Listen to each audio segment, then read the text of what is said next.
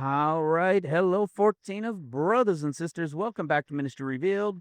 It is April 1st, 2025. Yeah, it's April Fool's Day, but there is no fooling in today's teaching. It's it's us just continuing to seek and search, diligently drawing closer to understand the Lord better and to bring about more and more of his revelation and just keep drawing closer, to lift each other up, to strengthen each other and keep going until the time comes, which by the way, we'll touch on a couple points of it as we get more into the second half of tonight. But we're going to start tonight with the Gog and Magog war. And many of you will have already seen this teaching, but there's a lot of people that haven't that are here in the ministry that are newer. And the reason I wanted to touch on it also is because there's been a lot of chatter about it lately. And what I want to do is I want you guys to see. Now, I know many of you guys have already seen it, all right? But we're going to touch on it because there's a lot of new people since we've talked on it. And I want you guys to see just how crystal clear the understanding of where this Ezekiel 39 war is going to take place. Okay, the war of Gog Magog that people like to talk about, because it's so confusing when you hear where people that teach on 7-year tribulation is. Now, when I say this, I don't want you to take it as in, oh, I'm just smashing them, I'm just beating them because we know everything and they don't know anything. That's not it at all. I want those who are here growing in the understanding to be able to see it and understand it for themselves, so that if other people are watching 7-year teachings, if they're watching other people teaching on the Gog Magog war that's about to happen, they won't be confused by it. Okay? None of the people that teach on 7 years and mash everything together in the tribulation, I never ever, it's not about ripping on them. Okay? I appreciate what they do, but I understand that they just haven't yet been revealed the understanding. That's it. Okay? We've been blessed to receive understanding as has never been revealed before. And we've been doing it now for getting close to 8 years. Is that crazy? Getting close to 8 years.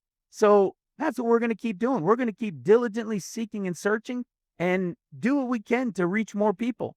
You know, and you want to hear something crazy about reaching more people. I just had a conversation, when was it? Yesterday, Monday, with our brother Steve in Uganda. Man, oh man, I tell you guys, if if anybody had any clue what these guys go through in Uganda, it would devastate you. I couldn't imagine being in Uganda going through what these guys go through. The living conditions for the vast majority, the sicknesses and the illnesses that fall upon their families on a continuous basis. The wars, because they'll travel for ministry that we help Steve with, right? The ministry in Uganda that we support, and they go into the Congo. And of course, there was all those beheadings that had taken place of Christians over in the Congo. Some of them had fled. He had 9 guys that were living in his church in Uganda. He had to turn them over to the Uganda government so that they could put them in refugee camps. But they were living in the church for several weeks. I mean, it's absolutely incredible what these guys go through, these brothers and sisters go through. It's I don't think we can really grasp it. You want to talk about a people that can endure what's coming in tribulation? You know, if they were to remain behind to serve the Lord's, my goodness, these would be the men and women, hands down. They're already experiencing it, but I'm hoping they don't. I'm hoping that they're the ones that get to go to pre-trib, and that the rest of us would experience it so that we can do our part as well, because it's wild. It's absolutely incredible. And I've talked to Steve a couple times about these things. I mean, even when it came, to the support we send them, we were talking about allocation and doing this, because sometimes the months are very tight as to how much support we're able to send to Steve. And of course, if you want to support, you can click right here on the link, go to our PayPal. Our address is there if you wanted to send a check or something in the mail. You can also find the link in the description box under the videos, or on the ministryrevealed.com website as well.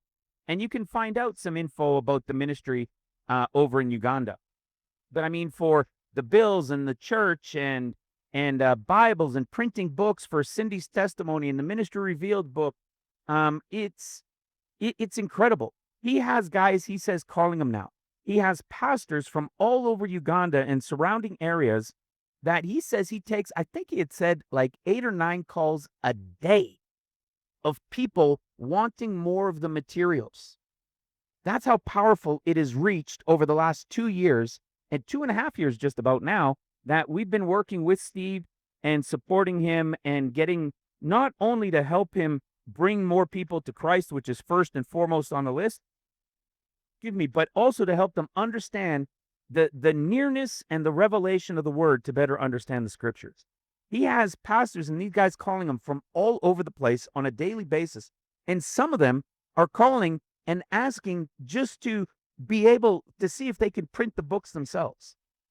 That's how powerful it's been. Even in the prisons, guys. Even in the prisons, the books are being passed around. The Cindy's testimony, of course, they got the Bibles, but the Cindy testimony, the Ministry Revealed book to help these people understand better and to ready for the time of the end, it's going everywhere, guys. And now, because it's been quite tight for a bit, they're no longer printing as many books, although they've still printed a few hundred since January and double that for Cindy's book because of the testimony. But they're now using tracts. You know, you've heard of people give out tracts, you know, like they'll print out either like a piece of paper or on like a postcard type style, and they'll put points on it in the front and the back to pass out to people. I mean, they're doing everything, running themselves ragged. Steve's story, guys, I I know a little bit of it, and I barely know any of it, and I couldn't imagine living it. I could not imagine it. Being kicked out because he became a Christian and living in the streets, eating 1 meal a week. 1 meal a week when he was living in the streets. Could you imagine what that would do to your body? Hence, a lot of these things that come upon him now and many others. It's unbelievable. So I say that just because, one, I have just had a conversation with him yesterday, and it's always so powerful, and it's always so uplifting because of the excitement and the joy of how appreciative they are that we support them there to do the Lord's work there, to be the hands and feet that we can't be in that area. And they're so appreciative. It's unbelievable. And the excitement of the testimony and the ability through the book to be able to understand the scriptures better has empowered tens of thousands, even hundreds of thousands, he said. That's the impact we all have a part in. And so with that, I also bring it up to say, if you are able to support, please support whenever you can, whether it's today, tomorrow, you know, continuously over these next couple of or over these next several months that we still have, you know, and if it comes sooner, then hey, it comes sooner. But let's please continue to do what we can to support the ministry and to help reach more people. All right. And the other thing in relation to tonight's teaching, as I mentioned in the second half, as it'll flow and build into it, we're going to touch on something that I've talked about over the years, but there was one thing that would catch my attention a couple times. And I just thought that, well, that's just the way it makes sense. That's kind of how it's lined up. But what you're going to see tonight when we get to that point is based on where we are now and going this extra about 10 months or so that we know it's in Aquarius, the Bible literally told us, then what you're going to see is something that's going to fall in line that wasn't in line before. It appeared like it could be, but there's 2 points to it. One point was, and the other point was almost. And I think we're going to be able to see that here tonight. And as I said, I'm gonna keep working on remember the 2 calendars, right? The sowing and reaping compared to the beginning of the year with Nissan. We're going to work on that. And I've got a bunch of things to go through. And our brother Jake had sent me a bunch of things that he had gone through. And so we're going to go through that. But those are the two things. So we're going to go into this Gog and Magog. We're going to understand it better and show how clear the confusion is when people are teaching this belief of the Gog and Magog war coming first. Okay. And then that will lead us into the second part and this whole conversation of when the Lord comes on the 8th day and the equivalent of it in the Gospel of Luke. Okay. And what it means about the years. So that's what we're going to get into. So with that, my copy as usual. And as usual, you guys know, I always want to go to this playlist. Anybody that's new to the ministry or newer to the ministry, I always recommend coming to this intro series. There's 15 videos in it. I don't recommend you have to watch all 15. To get started, all you need is the first 4. You can come from YouTube at the playlist, Intro to the End Times Revelation, or you can go to ministryrevealed.com and from the menu click Intro and watch the first 4 videos there. When you click on this one right here, it will come up like this. And these are the first 4 teachings we always recommend right here. This first one is a 22-minute intro to give you a little insight as to what the next 3 are going to go into. The second one is a 30-minute Bible study of what we call who the Gospels are speaking to. And it is the key to prophecy. It is the absolute key that unlocks and opens the door for you to understand prophecy as you have never, ever understood it before. Everything will start to make sense that you had questions for. Okay? What it is you're going to see, and this is just an intro, and in this 30 minutes, you're going to see that Matthew, Mark, Luke of the Synoptic Gospels, in the end, plays out as Luke, Mark, Matthew. The last will be first, the first will be last. And you're going to see that the differences within those Gospels, in the same stories that have different counts or different words, yet are supposed to be the same story, reveal all of this insight into prophecy. It will blow your mind. And one example I always use is if you go to Luke's Gospel, you're going to see before going to the cross, Jesus was arrayed in a gorgeous robe. The Strong's Concordance means white, radiant, beautiful, like a bride's gown, right? In Mark, it said he was arrayed in purple, and in Matthew, it said he was arrayed in scarlet. Well, it just so happens that purple and scarlet are the colors that the woman riding the beast wears. Ah, very interesting, right? You're going to be able to, that is a snowflake on the tip of the iceberg. And this 30 minutes is just the tip of the iceberg. We've got more than one 3-hour teaching that goes into several of these differences, and we've gone into several dozens of them to prove it out. Every single time it equals the same thing.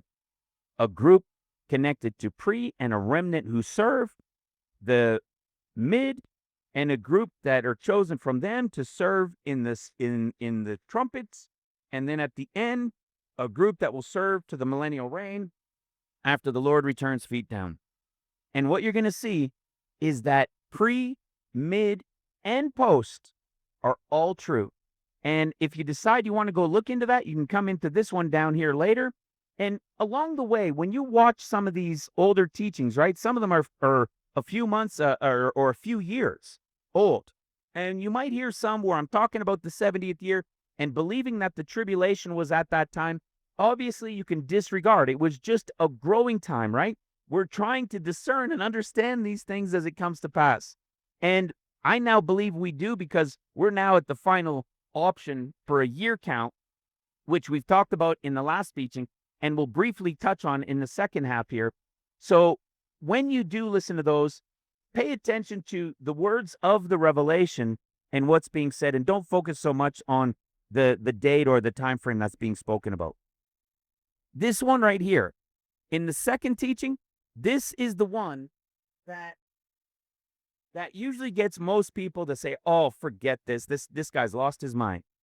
Because we've been taught for 200-300 years that the tribulation is only 7 years. Well, it's not 7 years. It's a period called 14 years. It's 7 years for seals and 7 years for trumpets. And there's a short period of time called above.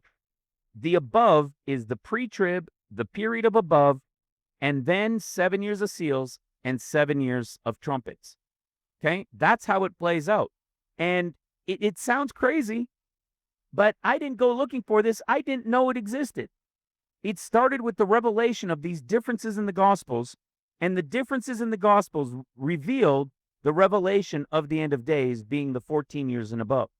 And it went over the years, it built up so much that we were able to prove it in the story of the creations. It's absolutely phenomenal. So this again is just a 30-minute intro. All right? And then you'll get to the big one. It's about 2 hours and 45 minutes called It's All Because of Matthew. Just like the title says. And it's the whole reason. How was it that these differences in the Gospels weren't understood for the time of the end? Well, one, because it wasn't yet time. And two, because everybody had been taught foundationally in the Gospels from the Gospel of Matthew. That's why everybody goes to Matthew 24, Matthew 24, Matthew 24, like it is a broken record, because they never understood why the differences in Luke and why the differences in Mark weren't the same story as what was going on in Matthew. They're similar, but they are not the same. And we prove it out. The answer is because we've all been taught for hundreds of years from the Gospels to go to Matthew. And so when somebody sees something in prophecy, they equate it to only 7 years. And they say Jacob's trouble is 7 years. Well, they're right. That's Matthew's portion. Unfortunately, they've missed the Mark portion. And that's the 7 years of seals. Pre, mid, post are all true. And it ends all the debates of which one is true, because they're all true over 14 years in a period called above. It'll blow your mind. Everything is from Scripture. Everything. Absolutely all of it is taught to you from Scripture. And once you have that foundation down, then you could start going into everything, like the complete discourses. It'll blow your mind.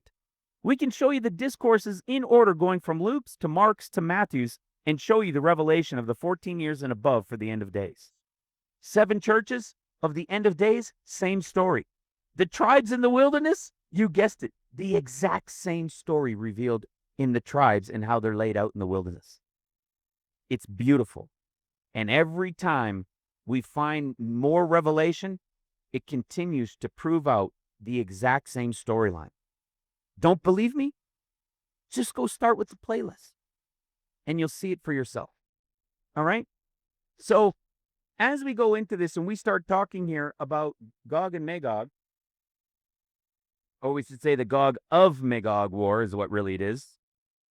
It's not to bash these other channels. We understand that they haven't understood the revelation. Okay? They haven't understood it. They're stuck in Matthew, and they're stuck in a 7 years because of Matthew. And what does that mean? That means it's as if they're looking from the end of Mark, which is mid-trib, and they've got 7 years of Matthew's, which remains. That's where their eyes are.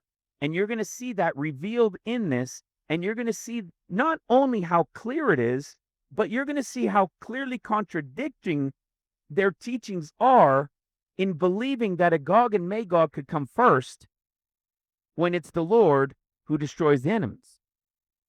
Hello. How could the Gog and Magog war come first? Are we to believe that they believe the Gog and Magog war comes first and the Lord comes and destroys them, and that's the time of the pre-trib?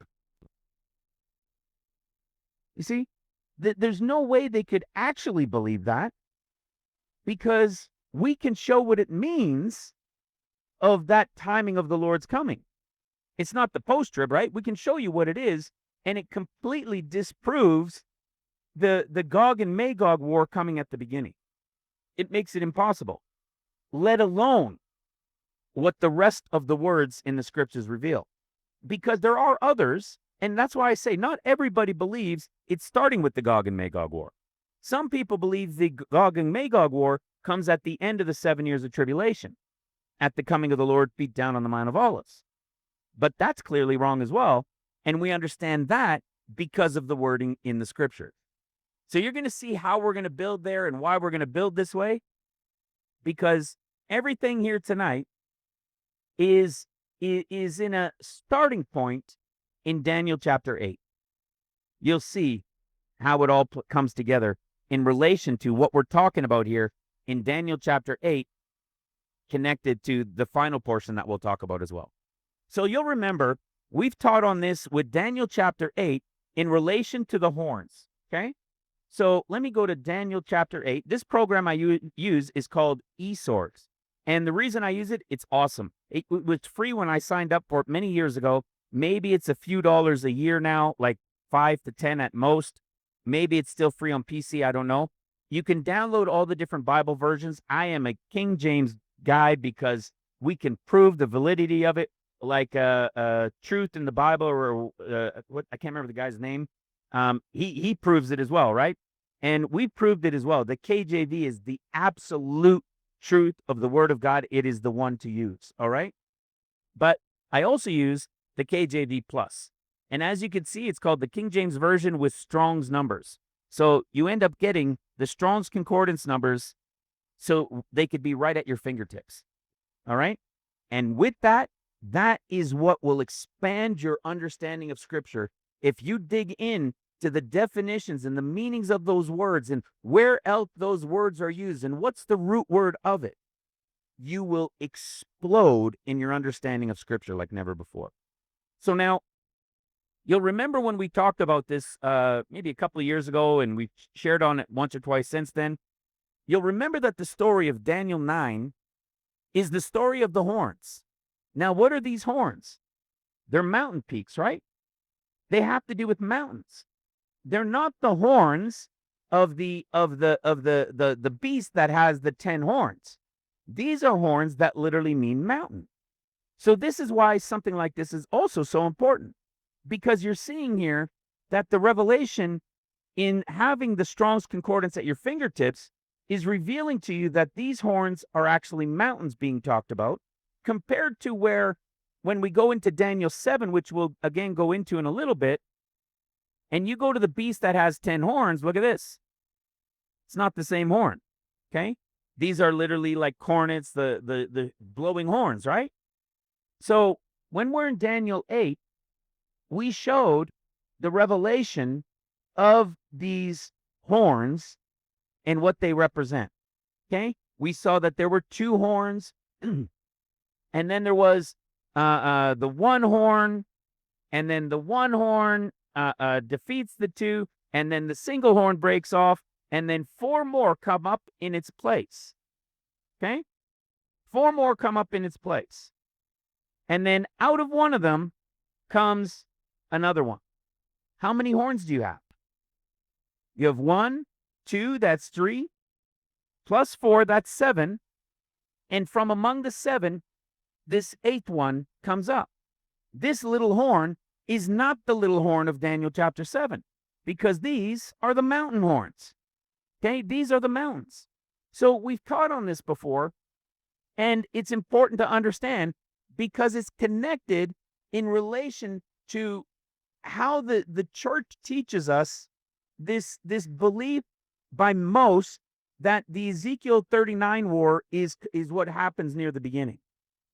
And if that's the case, then all of these other horns they disregard. Do you know why they disregard it?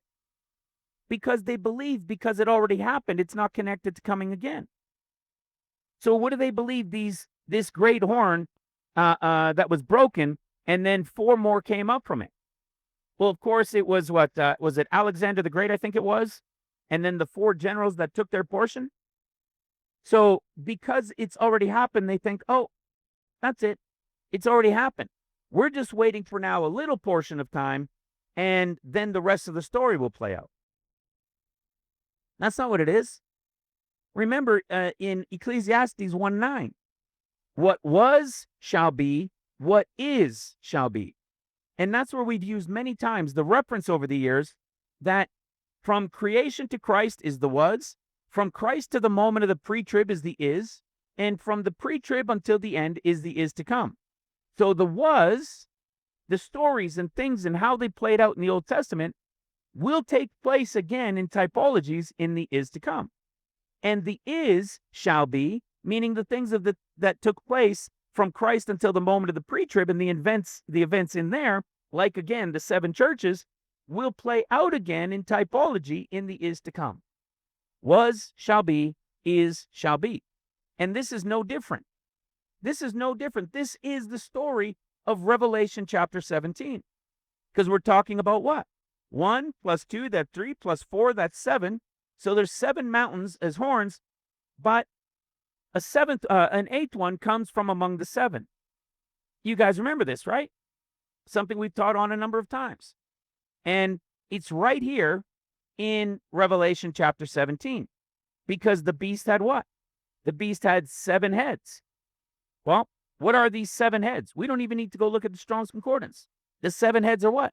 7 mountains. And the 7 heads, what do we see? It also had 10 horns. 7 heads and 10 horns. Yet, from among one of them, an eighth one comes, right? So that's the type of thing that we're talking about. We've understood these things. Okay? We've taught on this. And if all these things are still to be played out, then why are we to believe that the image of Nebuchadnezzar and the events that took place in history wouldn't have a typology in how they're going to play out in the years to come? Of course they are. But this is one of the reasons that the church doesn't grasp this part, and they're just waiting for this portion of the 10 horns. Like all of these other horns that are mountains aren't still to be played out in the time that we're in. So here's the example. When we go to Daniel 7, we see that there was 4 beasts out of the sea. The first is a lion. I still believe that's Syria, right? The second beast is a bear. We know that the lion from Syria is going to be attacking Jerusalem at the end of the above portion from Luke, at the start of the 14 years, which is the red horse rider, nation against nation, kingdom against kingdom. Okay? It'll begin at Jerusalem. We know there are events that happen over the 50 days that come first, and then we've got the bear coming. And that's when it's against all nations now start breaking out after it starts against Jerusalem. And then you've got leopard. The leopard is most likely throughout Europe, maybe Germany involved in that whole region, and they'll be essentially the control center. And then the beast gets his power. Okay, this is the beast of Revelation 13. And what does it say? The 4th beast, dreadful and terrible and strong exceedingly, and it had great iron teeth, and it devoured and brake in pieces. So see, it breaks in pieces. We'll see this in other places too, to show the evidence of its typology in the end. And breaks in pieces and stamped the residue with its feet. And what did it have?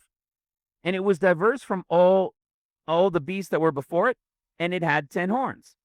So it's not a mystery that this beast is the beast of Revelation 13 and has 10 horns, but they're not seemingly expecting this. Though in Revelation chapter 13, we see that this beast has power over the lion, over the bear, and over the leopard, because now that beast that had 7 heads is a beast that looks like all of these things. Okay? But what about the fact that the lion is coming to do his business first, and that the bear is going to do his business first, which is World War III after Jerusalem's attack? Immediately? I don't know how long after. We know the time frame of Jerusalem's attack at the end of 50 days to start the year, but when does World War III with Russia make its attack? Immediately after? Within a couple months? We don't exactly know, but we know it would be shortly after, because when the 14 years begins, that will begin that about 2.5 years at the start of tribulation. That's going to be World War III, nation against nation, kingdom against kingdom starting off. The leopard will be the control center, right? That will be where things will be controlled and things will be prepared and set for the coming mark of the beast.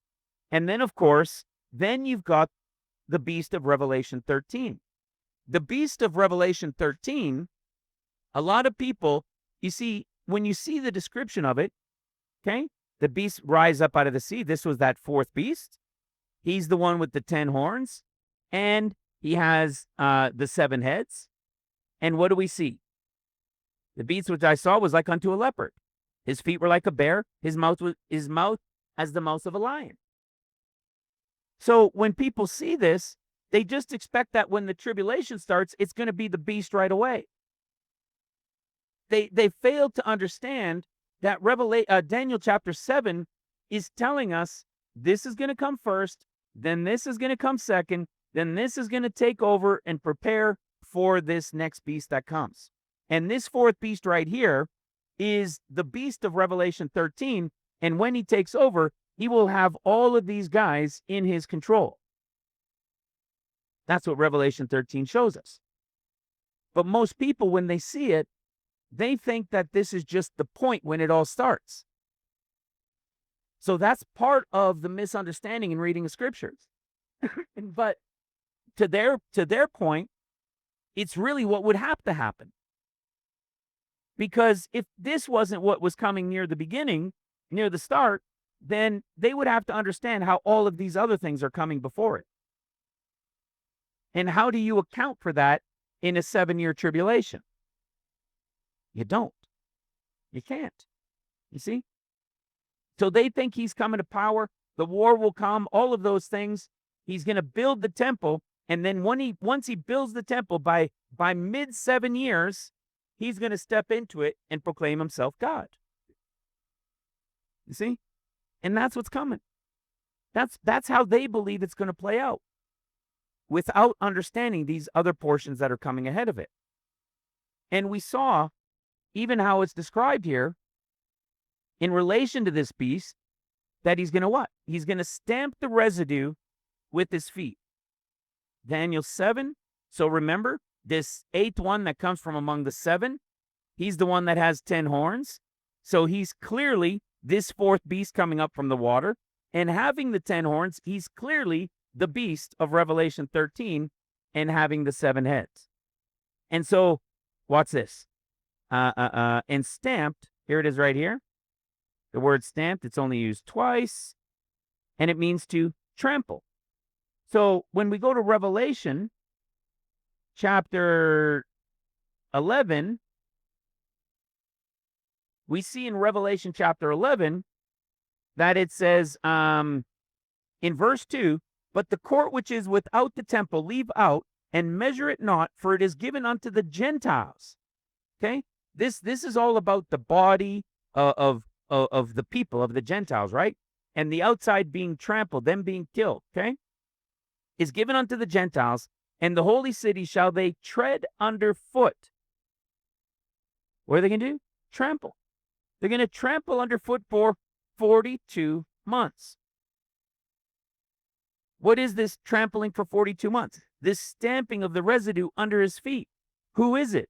It's the beast of Revelation and the one that has the 10 horns. Well, all we have to do is go to Revelation 13 again and see that this is the beast of the sea, the 4th one with the 7 heads and the 10 horns. And what do we see about him? We see that he's going to make war with the saints, and there was given unto him a mouth speaking great things, that's from the horns, and power was given unto him to what? Continue 42 months. So when is this treading of the 42 months going to take place? Of course, during the treading in the 42 months, but it's not until what? It's clearly not until, can't be when he's come to power, right? Something, when he comes to this power, he'll have the 42 months to tread on them. But before that happens, we of course see in Revelation chapter 7, there's the lion, the bear, and the leopard's time. Before he comes to power and has the merging of the power over all those. So here's another thing. When we go to the statue of Nebuchadnezzar, when we go to the statue of Nebuchadnezzar, we see the head of gold, right? The breast and arms of silver, the belly and thighs of brass, the legs of iron, his feet of iron and of clay. Now, what does the world generally like to tell us about the picture of Nebuchadnezzar? They try to tell us that this already took place, this already took place, this already took place, this already took place. Has it? Yeah, in part, these things have taken place. But what was shall be, what is shall be. This is called the head of gold represented what? Nebuchadnezzar, the king of Babylon, right? Doesn't Revelation tell us that there's going to be a fall of Babylon? Hello. Yet this image is already fulfilled, except for what they tell us right here, that there's a prophetic gap, and we're only waiting for this portion right here. So why would they think we're only waiting for this portion? Well, because they haven't understood what this represents in relation to playing out again in the end of days. But if we're just waiting on this prophetic gap, and it's just going to be the clay and the iron now mixed together in the toes, how many toes are there? There's 10 toes. 10 toes sounds familiar, doesn't it? 10 toes is another prophetic type of the beast that has 10 horns. It's just another picture of it. So what they're expecting is, again, like going to Revelation 13 and believing that Revelation 13 is going to start everything, and it's the mixing of iron and clay right off the bat, and it's going to start the time of the Ezekiel 39 war and the nations coming against Israel. Coming against Israel and Jerusalem in this battle. But did you see what happens? When it gets down to that point of the 10 horns or the 10 toes, how long is it going to last? You see, whether they think this battle takes place and it starts right off the bat, how long do they think it's going to last? Do they think it's supposed to last, I don't know, a few months and then the Lord defeats them? Or it's going to last 3.5 years and then the Lord's going to defeat them? How long is the Ezekiel 39 war supposed to last? You see? That's kind of a question as well. If you think it comes at the beginning, yet it represents the toes just like the horns, and you read what comes next after the feet with toes, what happens? The stone that is cut without hands will smite the image upon the feet that were of iron, clay, and break in pieces. Oh, you see that? We're seeing a break in pieces again, right? Do you know where else you see this break in pieces? Let me go to this one. Let me go to Daniel chapter 2 in this one. And you're going to see a whole bunch of wording of this break in pieces. We see even the conversation talking about in the latter days, which means the end of days. Okay? So we see right here that the stone comes, right? The stone that smote the image became a great mountain. We see that it break it in pieces, and what was the other part? Must be in a piece coming. So let me just keep my focus then on this.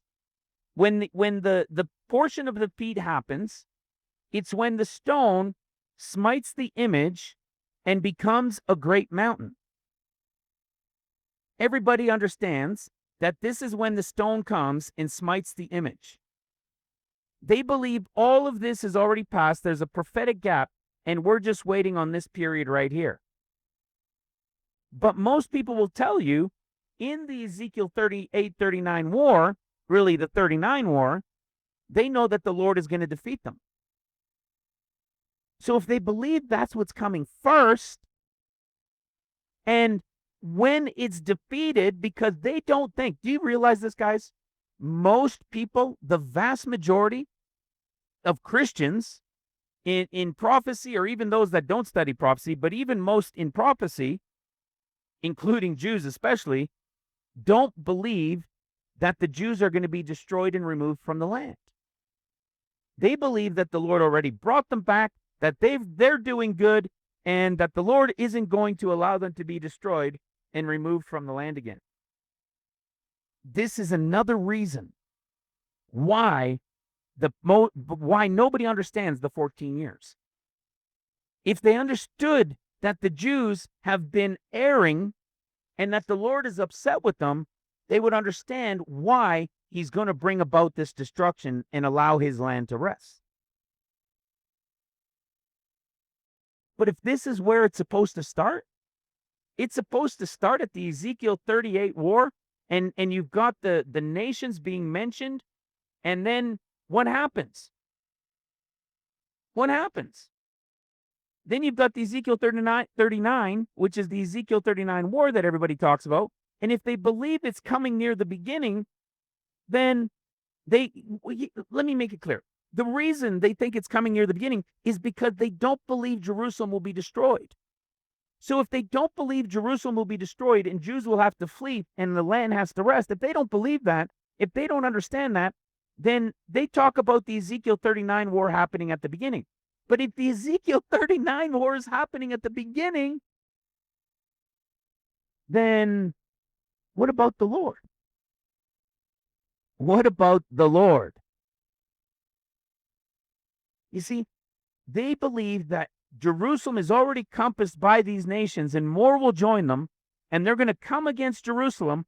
Jerusalem is going to help defeat them, and this stone is going to come and crush them and destroy it all. That means they believe it has to happen near the beginning, which is why you have so many. This one came out December 10th of 2024. This, of course, with Jack Hibbs, a great pastor. This guy here, Eric Steckelback with this guy, came out February 6th. This time frame, Gog and Magog war building. You've got another great pastor, John Barnett, 13 years ago. This battle of Gog and Magog. Why are they talking about it? They all believe it relates to this point, that it's this time frame right here.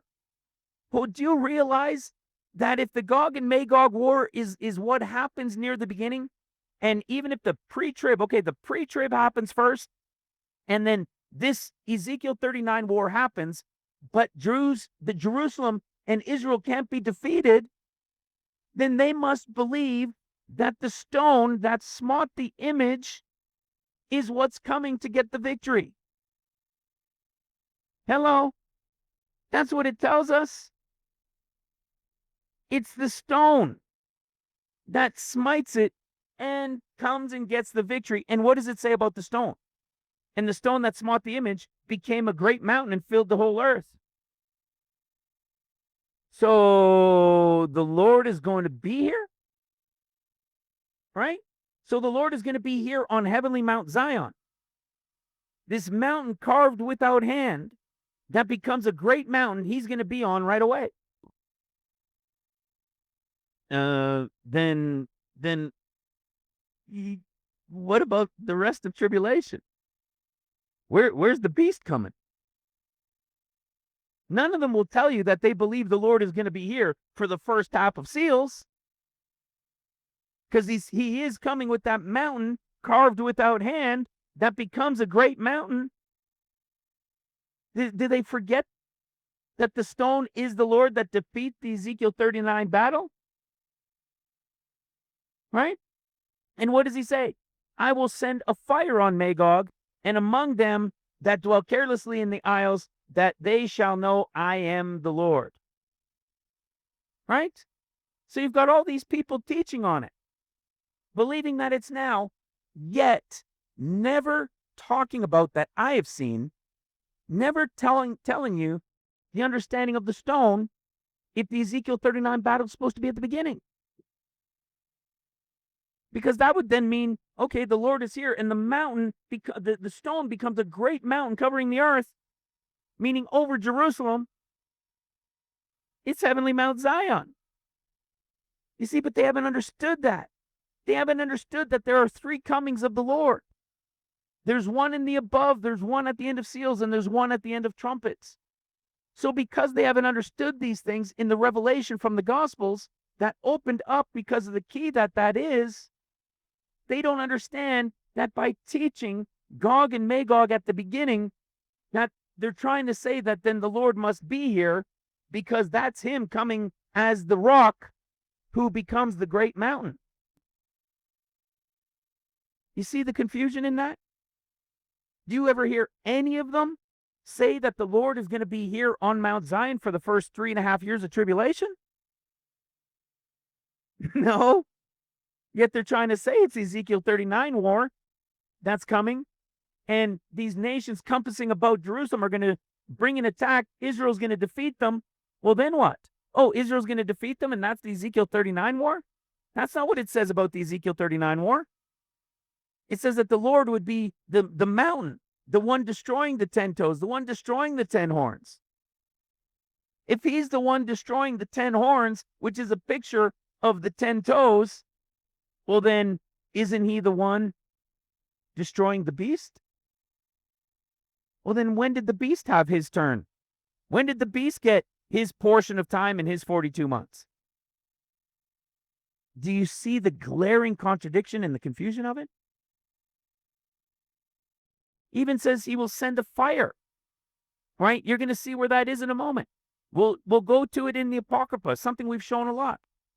So what haven't they understood? Clearly, they haven't understood the revelation that shows us in the end of seals compared to the end of trumpets. This is the Lord coming on Mount Zion.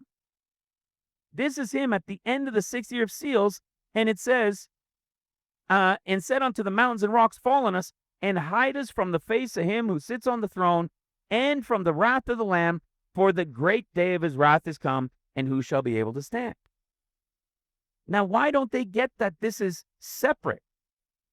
Why don't they get that this is the timing of that Ezekiel 39 war when the Lord defeats them? Why don't they get that? You see, because they generally sandwich seals and trumpets, or 3.5 years of seals and 3.5 years of trumpets. But if people say 3.5 years of seals and 3.5 years of trumpets, they're going to have to account for this. This would mean at mid 7.5 years, in their 3.5 years of seals thinking, and then 3.5 years of trumpets thinking, they're going to have to account for the Lord coming and people recognizing it as the day of his wrath at mid-tribulation. Have you ever heard anybody account? You ever hear a 7-year prophecy teacher who believes in 3.5 years of seals and 3.5 years of trumpets? You ever have them account this for you?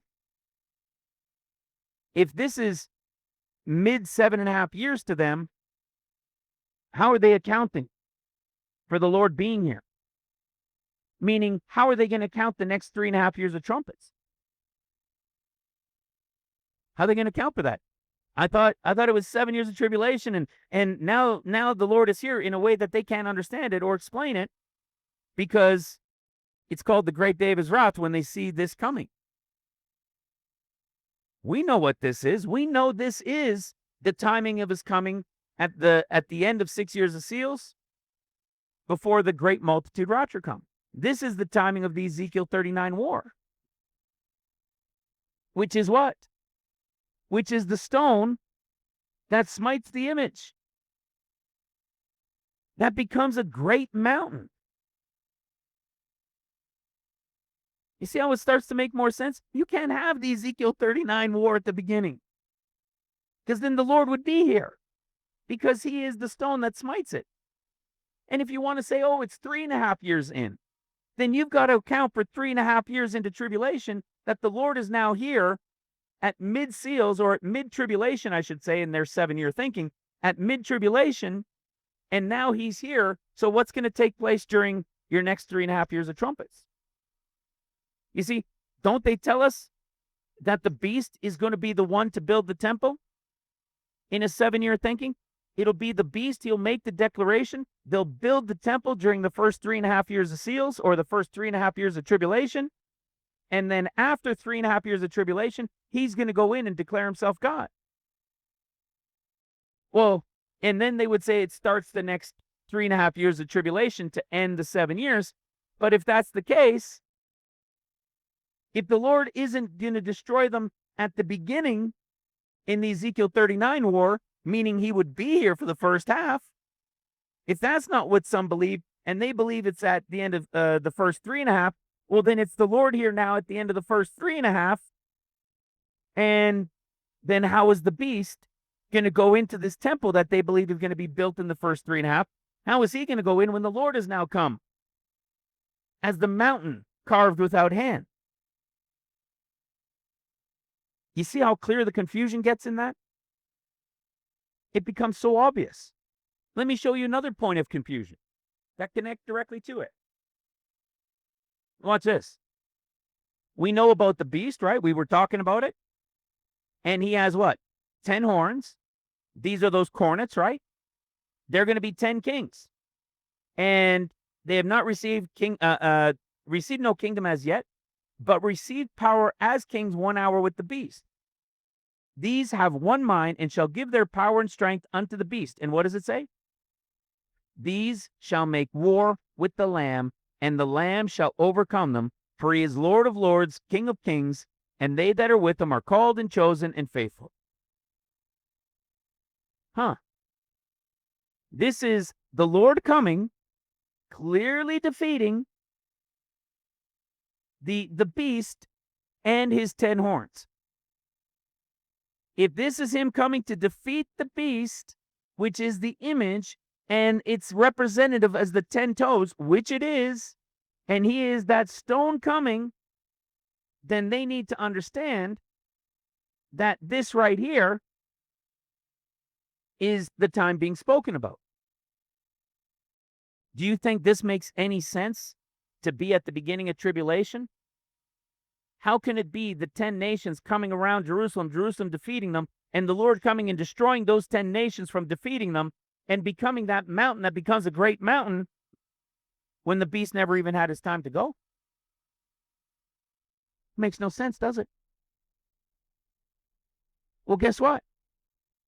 When you realize that this right here, and you see lowercase, Lord of Lords, King of Kings, except for one uppercase and one uppercase, that's got to be a different battle than the one that takes place in Revelation 19. When, behold, the white horse is coming, right? Does judge and make war and has many crowns, his vestiture dipped in blood. People will say, well, this is clearly when the Lord comes, returning feet down on the Mount of Olives, the blood to the bridle of the horse, like Revelation 14, right? He has a sharp sword, and what does he do? He treadeth the winepress of the fierceness and wrath of Almighty God, and now look at it. It's all uppercase, King of Kings and Lord of Lords. And what do we see? The beast and the false prophet, which did these things, are now cast into the lake of fire. What would the world of prophecy tell you this is? Obviously, at the return of the Lord, feet down on the Mount of Olives. I don't think there are many that get this wrong, realizing that this is the end of tribulation. They would tell you this is the end of 7 years. Okay. That's right. I'm with them. That's absolutely correct. But then what do you do with Revelation 17's war? Hello. What about this war? What about this war when he defeats the beast and the 10 kings? Do you realize this one, it wasn't about defeating the beast with the 10 kings? This one, it's all these nations coming against, and who's going into the pit? The beast and the false prophet this time. Chapter 7 was the beast and the 10 kings. The false prophet isn't defeated here. There is no casting into the lake of fire. But you know what a lot of people try to do? Is they try to say, well, this is just at the same time more description in a connection to Revelation 19. No, it isn't. They haven't understood that this is a period representing seals, and that this is the end of 6 years of seals when the Lord comes with the mountain carved without hand. Watch this. Remember where we can prove this too, right? In 2nd Esdras. 2nd Esdras, man, this piece, I've said it a number of times. In 2nd Esdras, this is a beautiful piece of prophecy in here. Do we use the Apocryphas to say, oh, look at what we found in Apocryphas, and then go try and prove it out in Scripture? Never, not even once. We reveal it from Scripture over all of these years, and then go into sometimes into the Apocryphas, or other people are digging into the Apocryphas after teachings, and then they find connections, and then we go in and look at them. That's exactly what happened here. Just consider this. Over all of these years that the Apocrypha has been around, and nobody's been able to associate it correctly in relation to the end of days. So how could I have done it? I couldn't have, had I come just to this. It was the revelation of Scripture that opened up, because of the key of the differences in the Gospels, that once we were able to go into this, it all started to open up to us as well. There's your pre-trib right here, right? We've talked about it many times. 2nd Esdras chapter 13, starting in verse 29. When the Most High will deliver those who are on the earth. That's the pre-trib. Then bewilderment of mind, and they're going to what? Make war against each other. That's nation against nation, kingdom against kingdom. That's the red horse rider. And then it says, when these things come to pass, and the signs occur which I showed you before. So what this means is he's referring to everything in the earlier chapters that came, that he's just not rehashing them all. Okay? Those are the events of seals. Then he's talking now to the end of the 6th year of seals. It says, then will my son be revealed, whom you saw as a man coming up from the sea. And when all nations hear his voice, every man shall leave his own land, and the warfare they had against one another, because it was nation against nation, kingdom against kingdom, right? Where do we see this? We see this even in Zechariah chapter 8. Remember this? Zechariah chapter 8, the prophetic type of the beginning of the 7 years of trumpet judgments after the 7 years of seals. And what do we see? The Lord is now he's come on his mountain. It's the holy mountain of the Lord, because at the end of seals, he came on Mount Zion. What else do we see? He gathers the remnant of his people, right, for the house of Israel. And what does he tell them in verse 10? For before these days, there was no man for hire, nor any beast, neither was there any peace to him that went out or came in, because of the affliction, for I set every man one against his neighbor. That's the story of the nation against nation, kingdom against kingdom. And then what does it say? And an innumerable multitude shall be gathered together, as you saw, desiring to come to conquer him. Who are these coming to conquer him? They're the 10 toes. They're the 10 horns. Right? It's the same thing. They're the 10 horns. They're the 10 toes. That's who's coming to conquer. And then what does it say?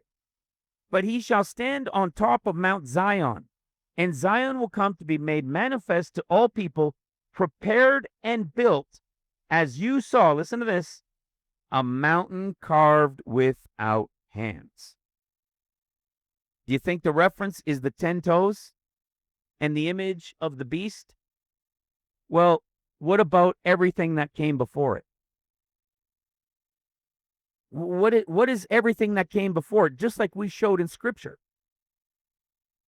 Everything that came before it is the rest of the image. Proving to you that if this is that point, when he's going to defeat the nations coming against them, and all of them fighting against, and then gathering back to Israel and to Jerusalem to fight, because they're seeing the Lord come, this stone carved without hand coming. And what do we know this stone, this Mount Zion is? We, of course, know that it's paradise. This is when he's coming at the timing of the end of seals. And then he's going to gather the great multitude rapture, the mid-trib group, as you guys know, to paradise. Just like he said in John chapter 14, that he's going to what? Go and prepare a place, and when I return, I will receive you unto myself, that where I am, there you may be also. So he went to a place to prepare, which is paradise. And when he comes back, he's coming back with paradise. To do what? To receive them unto himself with the place that he came back with, that he prepared for them. And that is the mountain carved without hands. So you're clearly seeing there's no way that the Ezekiel 39 war can come at the beginning if the Lord is the one that destroys them. Because then that would mean paradise is here. He's here on Mount Zion. Well, how is World War III then going to take place?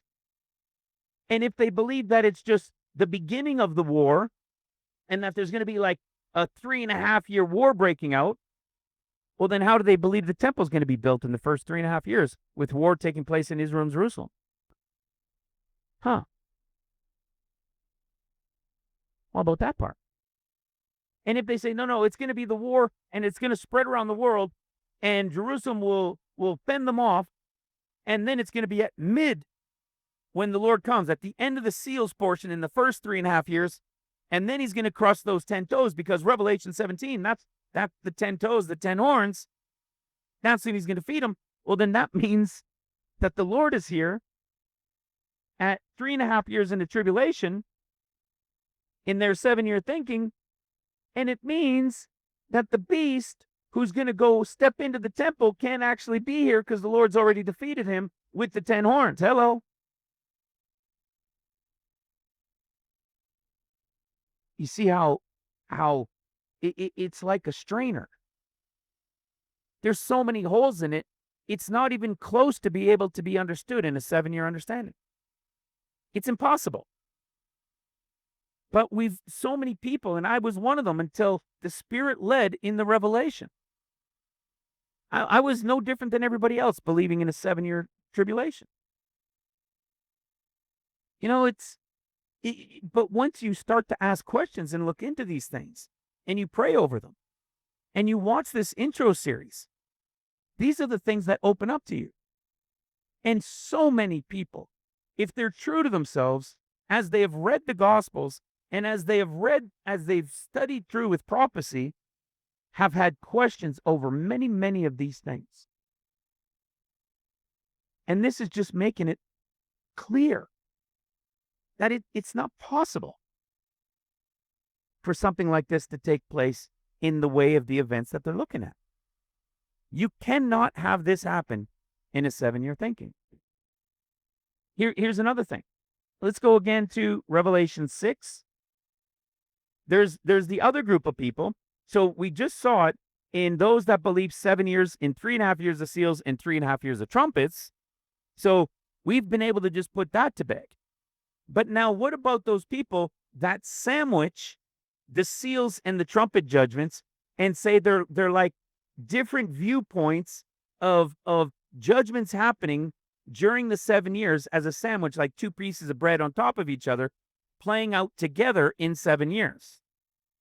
Okay? I bring you back to the same question.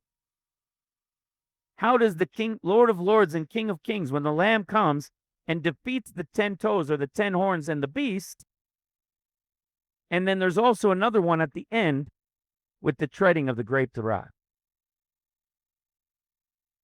Does he just do them both together at the same time? One is the defeating of the 10 horns or the 10 toes and the beast, but not cast into the lake of fire, but defeating them here on Mount Zion. Here on Mount Zion, coming with the mountain carved without hand. Yet at the same time, it's the time of the treading of the winepress of the grapes of wrath of Almighty God. And he's going to cast the beast and the false prophet in the lake of fire. It's not even the same story. Let alone understanding that it's him coming with the mountain carved without hand, which they all know. That if you sandwich it, how is he the one coming on the mountain carved without hand, yet returning feet down on the Mount of Olives? Dun, dun, dun. You see how clear it becomes? Instead of looking at it through a strainer full of holes, you can understand that the truth is revealed in the differences of the Gospels. That gives you the key to understand that the end of days and the different portions of people in play, during these times, in a pre, mid, and post, over 14 years and above, is revealed, and it opens everything up. That's why I always share the intro series at the beginning. This is the type of stuff that it just crystal clear opens up in understanding every single time. So the confusion is it's multiple, right? It's extremely it's in every single angle.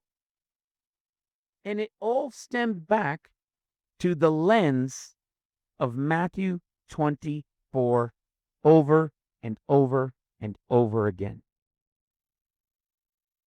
That's why we've been trying to reach who we can in the realization. That's why the book was written, so that people can read these things and simply just read chapter 1 to begin to understand something so simple. Or listen to chapter 1 from the website in the Audible that's on the website. And just go chapter 1, chapter 2, and study it, pray over it, and see it for yourself. Clearly, it's impossible for the Ezekiel 39 war to take place at the beginning when it's the Lord who destroys them. Clearly, it's impossible for the Ezekiel 39 war to take place at 3.5 years into tribulation, because then the Lord is here in mid-tribulation as the mountain carved without hand at the time when the temple, in their thinking, is supposed to have been built. Then how would the beast step into it when the Lord has just defeated him with the 10 toes? You can't stick him at the end of 7 years in a simple straight sandwiching 7 years only, because then he's coming to defeat them. And when he does, he's coming with paradise, with heavenly Mount Zion, with the stone that becomes a great mountain, and he's not been returning feet down on the Mount of Olives. He's going to defeat the beast and the 10 toes from what? From the mountain, from the stone that becomes a great mountain, and then he's going to what? Step off onto the Mount of Olives, and it's going to be the treading of the grapes, and then he's going to defeat the beast again and cast him and the false prophet into the lake of fire? There's only one way this entire storyline works. 14 years. No other way to understand it. It's impossible. It is 100% impossible to understand it in a 7-year thinking. So how does it play out? Real quick. You have the events of the beasts that came first from Daniel 7. You have the Nebuchadnezzar image playing out during seals as well from Daniel 2, until the end of the 6th year, when the Lord comes and defeats the 10 toes, the 10 horns, and the beast. The temple will not have been rebuilt, but it will have been slated to get rebuilt, proclaimed to be rebuilt. Only the foundation will be built around mid-seals, but nothing else will get built. The beast will show up and have his power during the 42 months in the mid-first 7 seals, 3.5 years or 2.5 or so years into tribulation for 42 months until the end of the 6th year of seals. Then the Lord comes on heavenly Mount Zion, the mountain carved without hand, gathers the great multitude to paradise, and those from the house of Israel to the land, and the house of Judah then coming. And then the Lord is there on Mount Zion, and the temple is being rebuilt with the Lord there, with the 144,000 going out in the power of the Lord. And the temple then being rebuilt with the Lord there.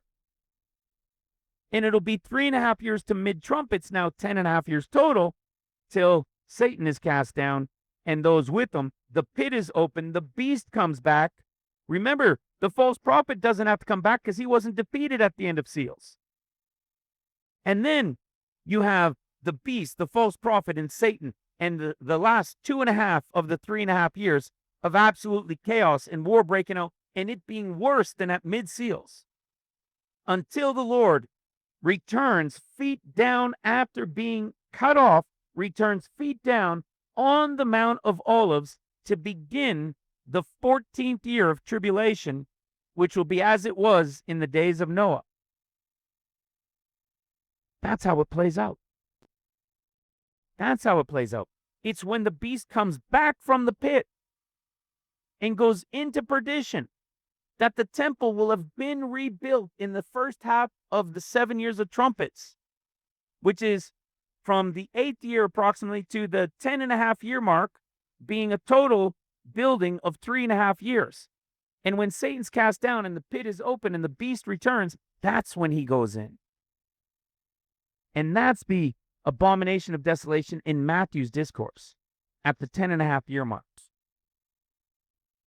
It becomes so clear to understand.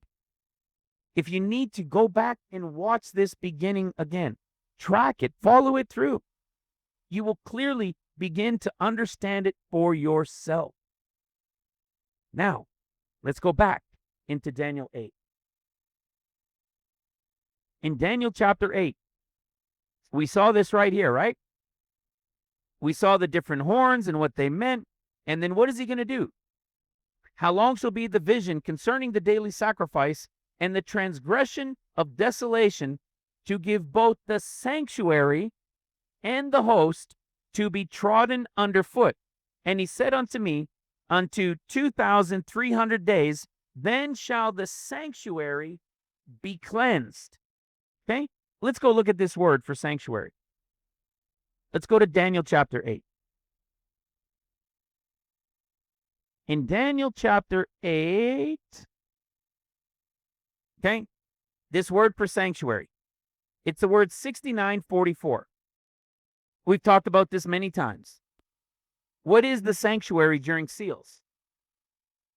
It's still the time of the Gentiles, right? Until the great multitude rapture in the 7th year of seals. So what's the sanctuary? It's the people. What do we know about the people? That they have to be cleansed, right? They have to be made right. They have to be made clean. The sanctuary is the people. They are the people, because the Spirit of God, until the end of the Gentile age at the end of seals, they are the sanctuary. The temple of God is within still. That's why you see it's the saints, the cleansing of the saints. Well, when we look at this word, let's see how it proves it to us. Okay? What was that word? Where was I? The sanctuary, cleansing of the sanctuary. What was I missing here? Sanctuary, sanctuary.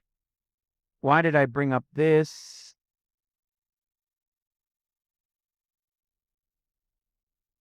Sorry, I lost my track for a second. Daniel 8:14. There we go. The word cleanse. Okay? Then shall the sanctuary, being a saint, shall be what? Cleansed. So this is what I was just saying. They had to be made clean. Okay? And this period is a total period of 2,300 days. What is this word for cleansed? Look at the description, the definition of it. Look at this. To be justified, to be just of God, to be just, be righteous, conduct character. Listen to this. To be put or made right. Okay? To be justified. Justify, to make, to appear righteous. Make someone righteous. To bring to justice. To make righteous, turn to righteousness. What do you think that's telling you? They had to be made clean. They had to be made clean. Sounds familiar, right? Remember this in Revelation chapter 7? Revelation chapter 7. We see this exact same thing, right? The great multitude rapture that happens in the 7th year of seals. And what does it say about them? What are these which are arrayed in white robes? Where came they from? No, I don't know who they are. These are they which came out of great tribulation and have washed their robes and made them white. They've what? They had to launder their clothing. Notice how it's only used one time right here. It's talking to this group of those that survived alive and those that died. They had to make their clothes white. They had to wash their robes. And if you recall, the word white which means to make white, is used 2 times. Where's the other place this is used? You guys know it. What's the period of time we're talking about now? The time of the Ezekiel 39 war, where it really happens at the end of 6 years of seals. And then you've got the great multitude rapture. This all happens what? After 6 days or after 6 years of seals. And then you've got what? The great multitude rapture. So the Lord coming and the great day of his wrath at the end of the 6th year of seals is the timing of the Ezekiel 39 war, which is the end of 6 years of seals, which is the timing of them, then the great multitude coming in, those who had to be made white, and the time of their cleansing being completed, and them having been made white is the same word used in Mark chapter 9, being made white, which is our reference that we talk about often about the difference from Luke compared to Mark compared to Matthew. The after 6 days in Mark is the after 6 years of seals, meaning in the 7th year. The after of seals. The after 6 days in Mark is the after 6 years of trumpet judgments in Matthew's. And that's why you've got all of these different wordings in the differences in these Gospels in the Transfiguration, which again goes back to the beginning of the story of understanding the differences in the Gospels that prove out prophecy. This is that same pointing to group. We've even showed the fuller being the end of seals when they're reunited back, father and son, mother and daughter. The job of the Elijah workers is over, right? It all plays out in order. The whole story of it plays out in order. So now, where does this lead us to? Well, we're going to go look into this difference in the Transfiguration story. But what about this timing? After 6 days. We know it's after 6 years, right? We've understood that it's after 6 years. But when we come to Numbers chapter 24, in the crystal clearness of verse 7 to verse 10, that has the Lord pictured as the man with the pitcher of water, that has the Lord pictured as the ox, the unicorn, and third has the Lord pictured as the lion when he comes. We are told that these are 3 blessings to the 3 times of the coming of the Lord. Well, what are these, guys? What are they? It's Luke chapter 21, of which you guys know about, which is the coming of the Son of Man in a cloud when he comes for 40 days after the pre-trib and the wedding week. That's what we're going to be going into here in a moment. When we go to Mark, and we go to Mark's discourse, so this, in Luke, it would be him as the man with the pitcher of water. In Mark, we know that he's coming again. This one in Mark, when he's coming in the clouds, plural, not in a single cloud like Luke, but in the clouds, plural, this is when he's coming as what? This is when he's coming as the ox, as the Aleph. The first one is him coming as Reuben, the man with the pitcher of water. That's the beginning of his 40 days. Then he's coming at the time of the ox. This time of the coming of the ox, remember I was telling you about breaking in pieces and breaking bones? Look at what it says about when he comes as the unicorn, which means the ox or the bull, okay? Which means Taurus. It says what? Because remember, Taurus is when he's coming at the end of the 6 year seals. After 6 days, he's coming as what? Messiah ben Joseph / Messiah ben Ephraim. And what is he going to do? Look at what it says.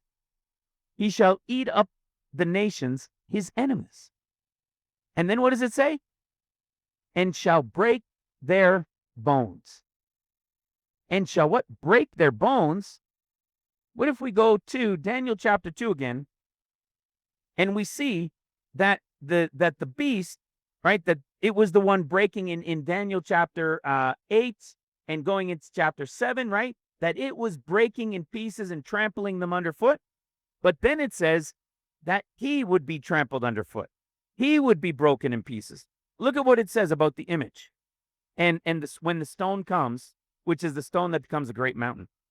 And back again in Daniel chapter 2, verse 34, thou sawest till that a stone was cut without hands, which smote the image upon the feet that were of iron and clay. Listen to this.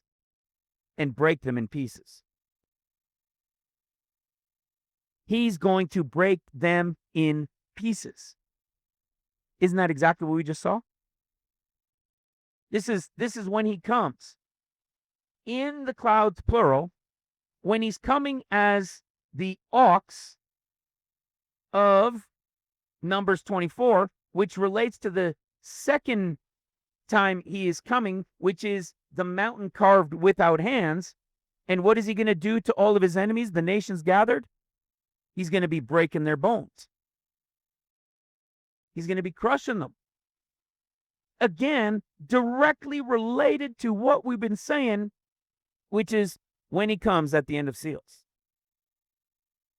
The least difficult one to understand is when he comes to tread the winepress of the wrath of Almighty God, right? When he comes and defeats the beast, when he returns feet down on the Mount of Olives, everybody knows that's when he's coming as the Lion of the tribe of Judah. So which one do you think that is?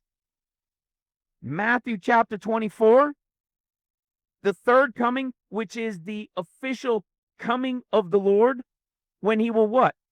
Well, just like it says in verse 27, when he will be seen as lightning shines out of the east unto the west, so shall the coming of the Son of Man be. Why does anybody believe that Matthew chapter 24 at the coming of the Son of Man is pre-trib? It's telling you that he's coming as lightning from one end unto the other, when everybody will see him. Well, everybody's not going to see him pre-trib. And it says immediately after the tribulation of those days. How is that pre-trib? And then what does it say? Then they will see him coming in the clouds. It sounds like marks. But when you go to the Strong's Concordance, you realize that the word in here should have been on, not like Luke and Mark, that was actually the word in. This is when he's coming on the clouds with power and great glory, when he's going to appear immediately after the tribulation, and the whole world is going to see him as lightning from one end to the other. Well, that's clearly when he's coming as the Lion of the tribe of Judah, and lo and behold, that's the third blessing. So what do we see? 3 blessings, right? The king wanted him, right? Balak was angered because he wanted Balaam to bring curses against the people of Israel, and he gave them 3 blessings. The Son of Man coming for 40 days, starting in the man with the pitcher of water, represented by Reuben, and then coming at the end of seals as the mountain carved without hand at the time of Taurus, right? And he's coming to break the bones and defeat those nations, which is the Ezekiel 39 war. And then when he returned, feet down on the Mount of Olives as the Lion of the tribe of Judah, which is the constellation of Leo. So what's the constellation of the man with the pitcher of water? Of course, that's Aquarius. So there's 3 comings of the Lord in 3 forms. There's 3 blessings, and we understand all of them, and all 3 of them are directly related to the things we've taught over the years in relation to the tribes in the wilderness. The man, the ox, the lion. So, what month should the Lord be coming in? It becomes pretty clear, right? Well, let's see if we can figure this out. Let's see if we can figure this out. Here we are in Luke 21. Remember this in Luke 21? What does this mean? But before all these, they shall lay their hands on you, delivering you up into prisons and so forth, okay? What is the but before all these? It means before nation against nation, kingdom against kingdom. We just covered that a little while ago, right? When does nation against nation, kingdom against kingdom begin? At the end of the above. When the 14 years begins, it's the beginning of the red horse rider. Nation against nation, kingdom against kingdom. The white horse rider is part of the above in the 50 days, which is when the Son of Man is coming in Luke for the 40 days to warn as Jonah did. Okay? And when he comes, which is before the nation against nation, kingdom against kingdom, he's warning, he's warning of the coming attack on Jerusalem, which is the beginning of nation against nation, kingdom against kingdom. So the before all these is what? It represents after the 7-day wedding, when the Lord comes on the 8th day, we're going to get there, on the 8th day before, on the 8th day, the 7 days after the wedding, on the 8th day, when he comes to begin his 40 days. And what does it say about a group of people here? Some of them are going to be delivered up into synagogues and into prisons. Okay? It'll turn to them for a testimony. Don't meditate on it. The Spirit's going to give you the wording. And then what does it say? You're going to be betrayed by both brethren, kinfolk, friends, and some of you are going to be put to death. So what do we know about this group? Some put into prison, some put to death. Who is this group? We know that this group is the remnant workers, right? The group from the pre-trib that was chosen by the Lord to remain and to serve him, right? As the little lambs, the little rocks, all of those things, as the light. And we know that they represent Smyrna.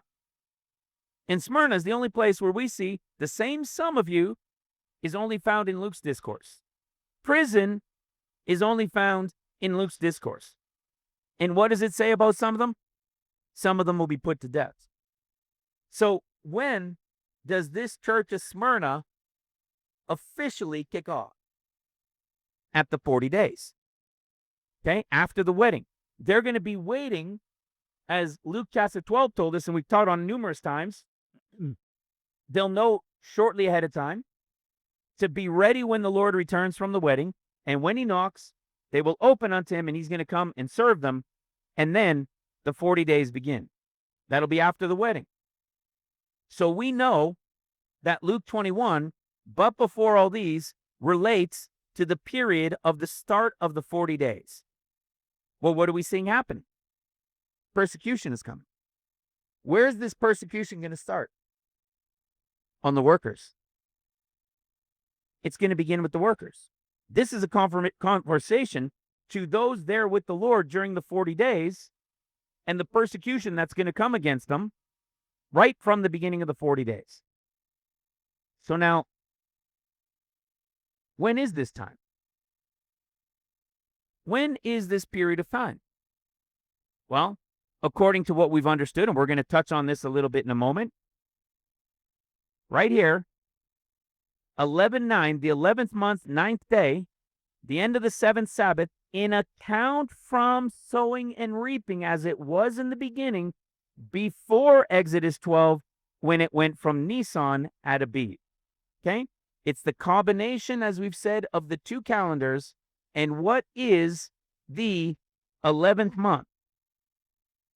Aquarius. What is the timing of the coming of the Lord? First, according to Numbers, he's coming in the month of Aquarius, the man with the pitcher of water and holding a branch, which relates to the olive branch, which is the timing of around the New Year of Trees. So what are we looking for? The escape from the 26th to the 27th of January, 2026. And we'll touch on again why 2026 compared to why we thought it was this year. And the return of the Lord after the 7-day wedding right here. This would be the beginning of the Son of Man's 40 days when he returns from the 7-day wedding, which means what? 1, 2, 3, 4, 5, 6, 7 days, and we're going to get to that in a little bit. And we know the Lord comes on the 8th day. Okay? Which is directly 4 months earlier than where these events should have began. Okay? So now, Scripture just told us the 3 months of the 3 comings of the Lord. I didn't say it. Scripture did. And this is supposed to be Aquarius in Shabbat. which means if this is the coming of the Lord, at his first coming being the man with the pitcher of water, then we know 7 to the 8 days before that has to be the timing of the pre-trib, when the Lord takes out, or the Spirit takes out, and they vanish in the pre-trib, and there's the 7-day wedding before he returns on the 8th day. Now, why am I bringing this up? What's the point in bringing this up? Well, you're going to be very surprised by this. Somebody already knows what it was. I shared it with at least 1 or 2, maybe 3 people. We know it starts with man. Remember the 4 faces, the 4 beasts around the throne, right? Man is Reuben, man with the pitcher of water, south. This is when he comes as the Son of Man. Ephraim is when he comes at the end of 6 years of seals, when he's coming as that ox unicorn, as Messiah ben Ephraim. The other third time is when he's coming as the lion, which is the Lion of the tribe of Judah, and it has to do with the grapes and the treading of the grapes. So again, what are you understanding here? You can see that this timing and this portion is again relating to when he comes and destroys those enemies. You even see the arrows here. Okay, you've got arrows. You've got the unicorn. It's directly connected to him coming at the end of seals when he destroys the enemies and breaks into pieces. It's when he comes as the mountain carved without hand, which is the Ezekiel 39 war, when he destroys them. And again, even going to this, the rest of the story here, we see that they all come together to come and destroy him, and there he is on Mount Zion. And after he defeats them, it's symbolized, the defeat and defeating them is symbolized by fire.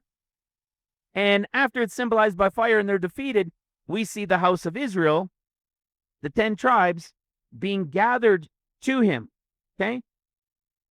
And seeing gathered to himself another multitude that was peaceable. These are the 10 tribes. You're going to see how this plays out in a moment. But what do we see here? We've got the Son of Man coming in Reuben, Aquarius, before he comes in Ephraim, the ox, which is Taurus. Okay? Now, why am I showing that as well?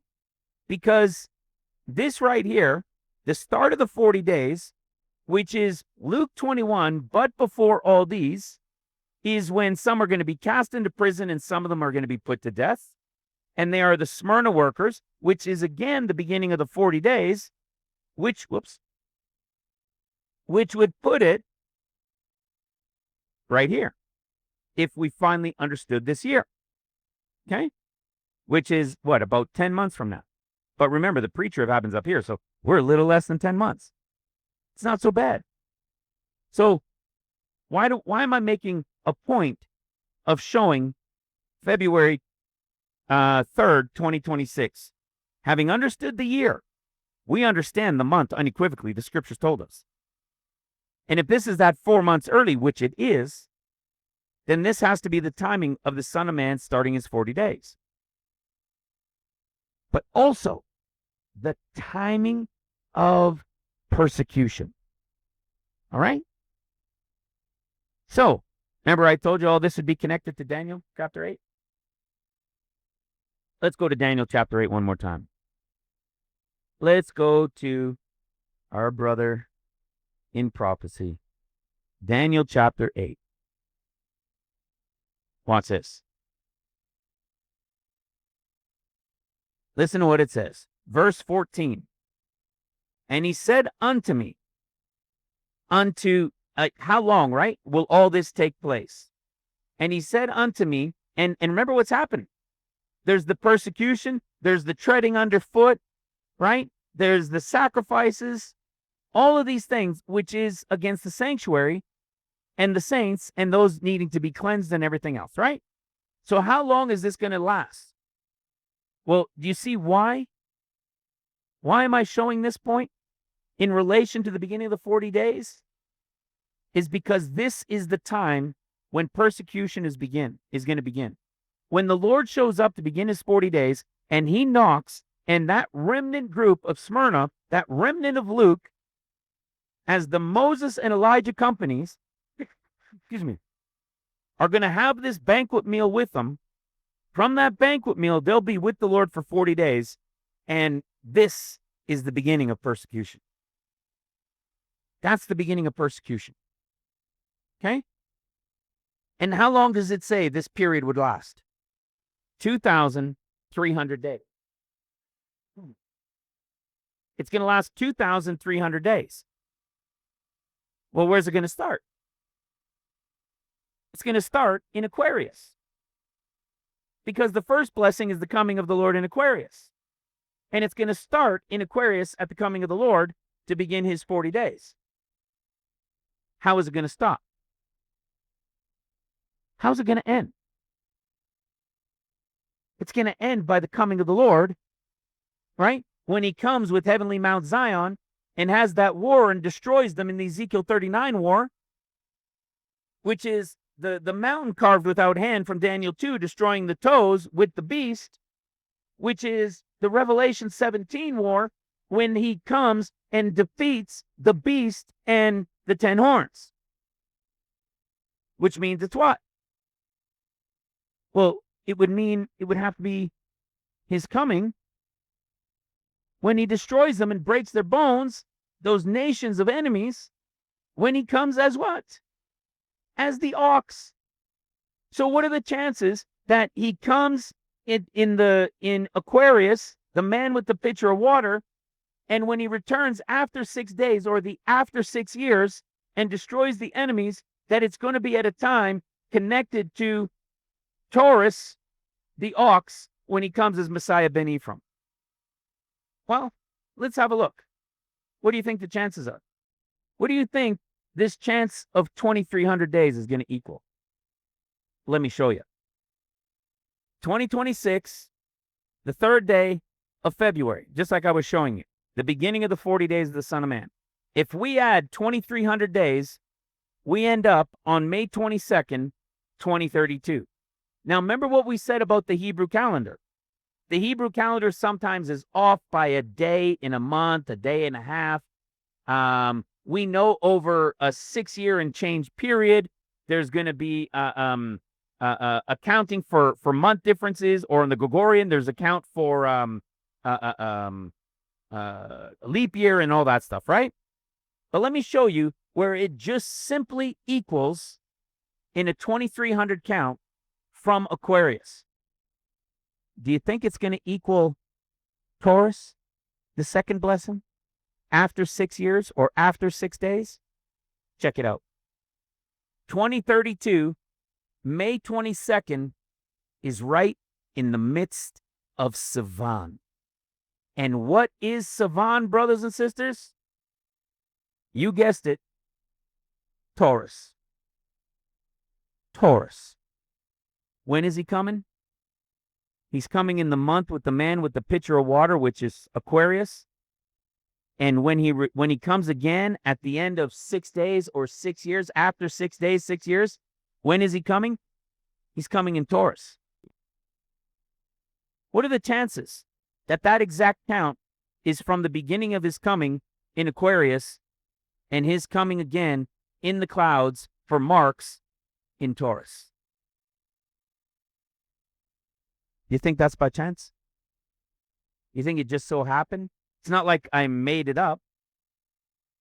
I simply used Numbers chapter 24 that showed us the 3 blessings of the Lord. The third one is the least of all mysteries. Everybody understands it's him coming as the Lion of the tribe of Judah. So what do you think the chances are that his coming in the Lion of the tribe of Judah is going to be at the time of the Lion Leo?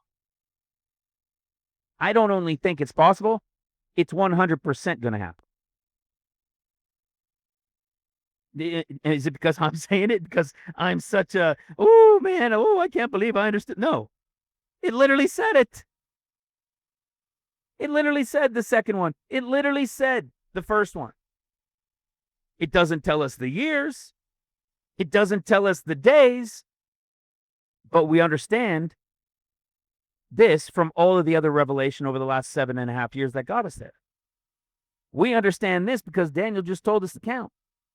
So we can know it within a few days, but we can certainly know the year once it all begins. And then we know that the Lord is here as the Lion of the tribe. We know that he's here from the seventh year of seals till toward the end of trumpets, before the end of that war. And then he's gone and returns as the Lion of the tribe of Judah.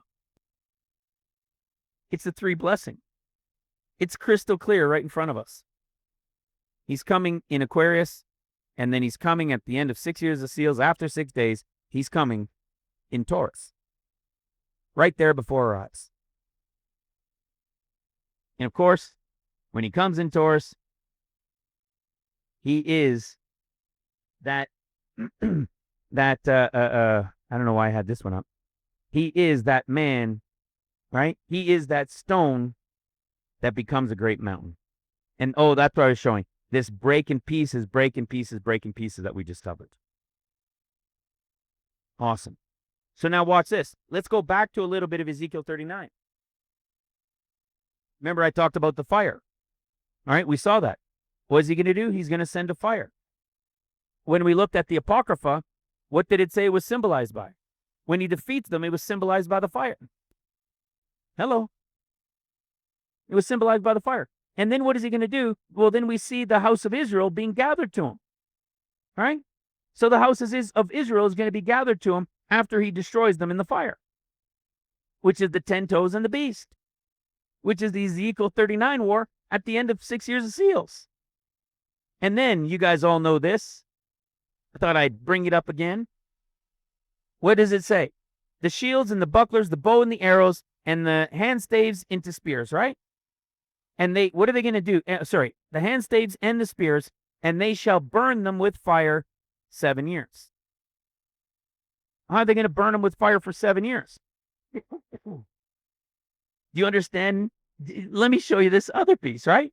So we already showed in every way you want to slice it in a 7-year tribulation, it's impossible to have Ezekiel 39 understood as the Lord coming as the mountain carved without hand. In any way you try to slice it in a 7-year teaching, it's not possible. But now let's accentuate it even more. If they believe the Ezekiel 39 war is coming at the beginning, like so many talk about and teach, and we've already just completely destroyed that by showing that it's the Lord coming with Mount Zion, so that's truly impossible. But even if they believe that, what did it say? What did it say next? It said that they're going to now burn all the weapons for the next 7 years.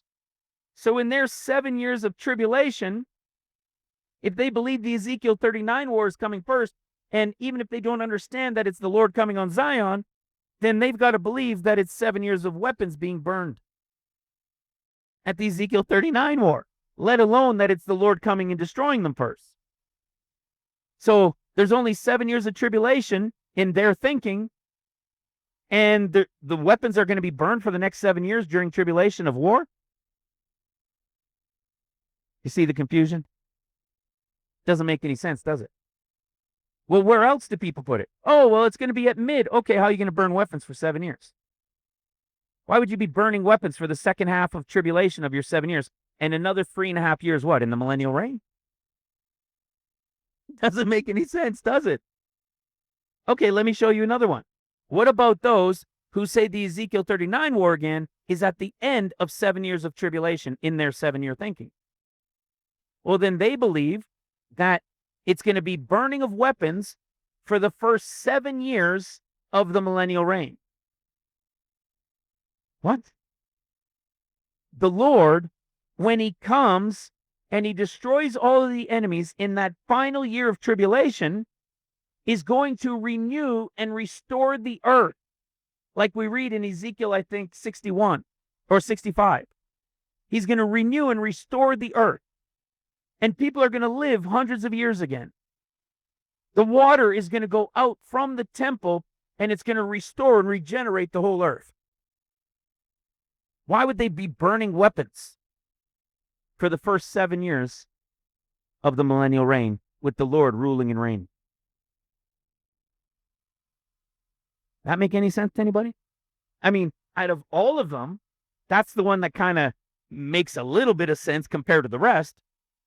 But if you ponder and you think for a moment, why on earth they would be burning weapons for 7 years during the millennial reign, when the Lord says in 65 of Isaiah, when the new heavens and the new earth, this isn't the everything for after the millennial reign. This is what? The renewing. See? A fresh new thing, which means what? To rebuild. Okay? And the former things, look at this. And the former shall not be remembered nor come to mind during the millennial reign. So all of the battling and the war and all these things will not be remembered anymore, and people will be living to hundreds of years old again. You see the problem? If the war is at the beginning, then there's no weapons for the tribulation. If it's in the middle, then you got no weapons for the second half of tribulation, and you're still burning them during the first 3.5 years of the millennial reign. If it's after the tribulation of 7 years in their thinking, then you're burning weapons during the Lord's millennial reign, when all this thing of war will be no longer remembered. People will be living for hundreds of years, and the earth will have been restored and renewed. Why would they be burning weapons for 7 years?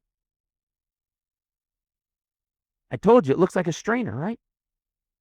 It doesn't make any sense until you understand the truth is 100% unequivocally 14 years. What else do we have? Listen to this. Back in Ezekiel 39, verse 12. And 7 months shall, listen to this, the house of Israel. Interesting, right? Because who comes to him after the Ezekiel 39 war? Once he has destroyed them by fire, and the weapons will get burnt for 7 years. Wait, the weapons are being burnt for 7 years. You never covered that, Alan. Okay, look what happens. They start burning the weapons in the 7th year of seals. And what do you have?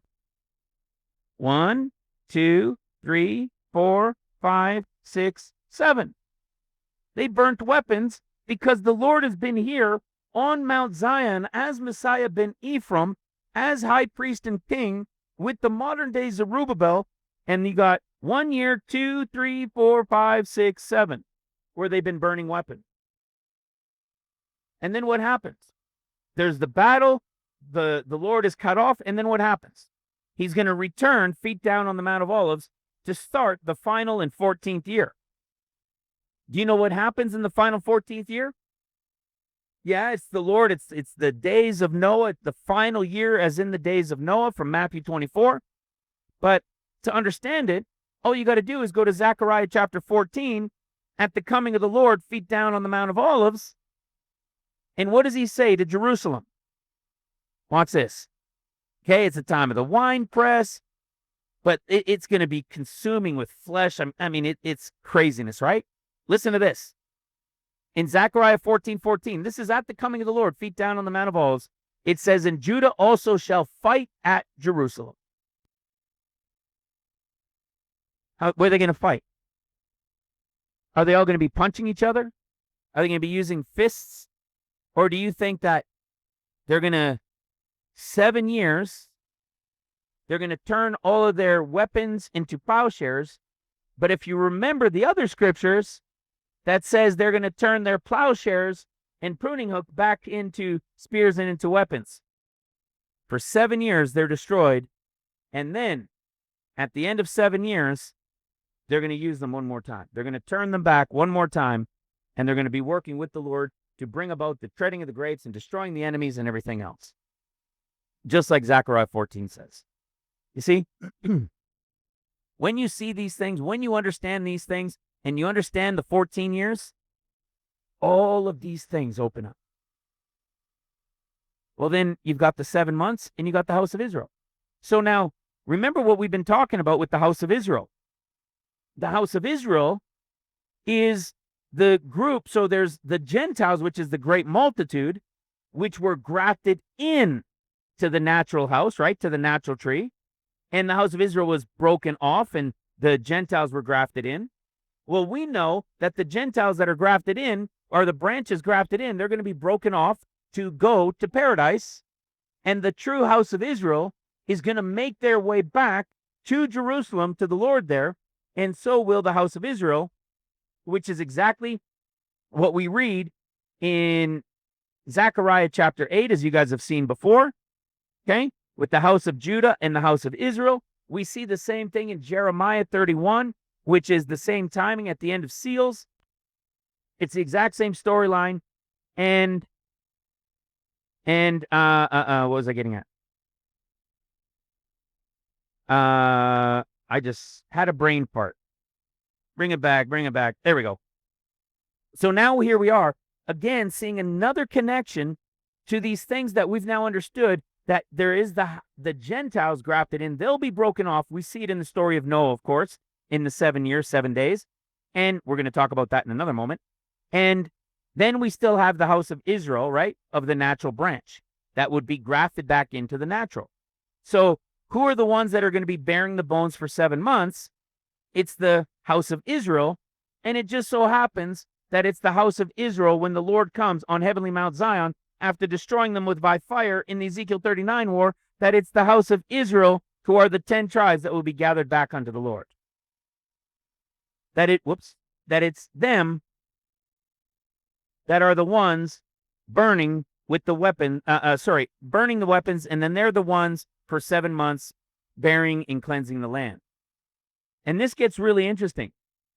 We're not going to go into this today because remember I said at the beginning, I'm still working on the whole calendar and this now having to adjust for this one more year on the year side, but I don't believe we have to adjust on the sowing and reaping 7-year side, okay?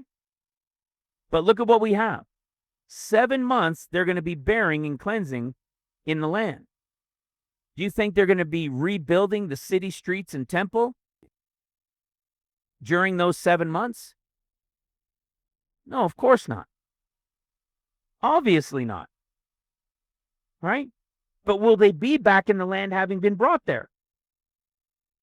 Yes, they will. Well, guess what? This is the end, right? Nisan, Adar 29, is the end of 6 years, right? The Lord is coming at the end of 2300, which would be in Taurus, which is what? The 3rd month. Which is the 3rd month. The 7 years. Now, here's the thing. Will the 7 years of trumpets begin at Tishri 2032? Or will they begin at Tishri 2033? That's the thing that we still have to figure out. But what did we just see? Well, they're going to be bearing weapons for 7 months. For 7 months. So they're not going to start rebuilding right here in Tishri 2032 as the start of the 7 years, of trumpet judgments.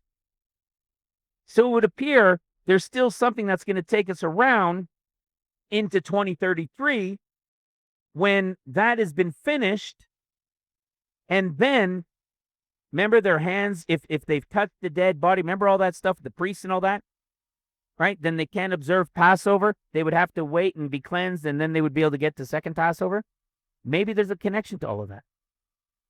You see? Maybe there's that connection that brings it to 7 months later from Tishri before all these things can begin that we read in Haggai. But you know what's interesting about that? And this is just me speaking out loud, but we're going to have to go into this. You know where that brings us? It brings us into 2033. 2033, whether it starts at Nisan or whether it starts at Tishri for the 7 years of trumpet judgments, based on what we see of the 7 months of the bearing before the rebuilding and everything can start, that means the Lord's ministry begins what? Remember, the end of seals isn't that final year of seals isn't represented as the timing of the start of his ministry. He's defeating all the enemies, gathering the people, the great multitude, bringing them back, doing all that. And then what happens? Then the 144,000 are there with him on Mount Zion, and they will go out throughout the earth as evangelists, during those 3.5 years, while the city streets and temple then start getting rebuilt. Which would be what? 2,000 years from the end of his last ministry, which was about what? About 3.5 years, to his second half of his ministry, finishing the next 3.5 years, from 2,000 years later, an exact count from 33 to 2033. And in 2033 would be the start of his 3.5 years of trumpets. The 3.5 years, 7 years of seals done, 3.5 years of trumpet judgments while he's there, and the city streets and temple being rebuilt. 3.5 years, ministry ends. 3.5 years, ministry starts from the end 2,000 years later. That gets very, very interesting. Right? So we've understood this now. We understood the Lord is there on Zion. It's all beginning. We can see the count to this. Now, let's bring more into this, what I was talking about in relation to the 8th day and stuff like that. Okay? We know that it's the month of Abib. I had a sister, one of our sisters in Jamaica, Faye, had sent me an email, and I hadn't considered this before, knowing what we've now are grounded in the understanding of Abib. Okay? We know it's the green ears of barley. And you know what's interesting about this? Is when people teach on this as to when Moses was in the wilderness, okay? Or really even before Moses went into the wilderness. Because Moses understood, I believe Moses understood the Abib, because when the Lord told them, they were still in Egypt. So I'm sure they would have seen the grain and everything else. And on top of that, the Lord obviously would have shown him something in the heavens and so forth, or Moses on his own would have looked up, so that no matter where he was, he would know that that was the beginning of the year. Okay? But for us, the answer is Abib. But do you understand what some people believe is that, and it happens in our modern day, by the way. If you go to the beginning of spring when Abib is ready, and you look to where the sun, as the sun is rising on the horizon early in the morning, but right before sunrise, you'll see Virgo going to set, and you'll see Spica, which is the Abib Bardi, we're told. And so you can understand that in our modern day.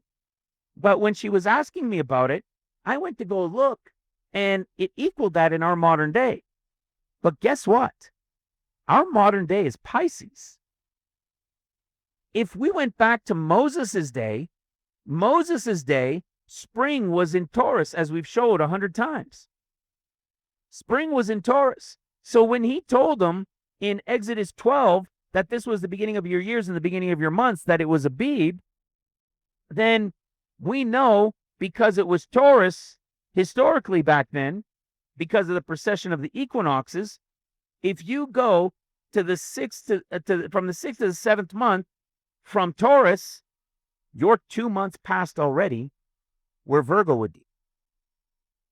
Which means in Moses's day, he wouldn't have looked up as the sun was about to rise. He would not have seen the Aviv barley in Virgo's hand at the horizon on the other side going down before sunrise.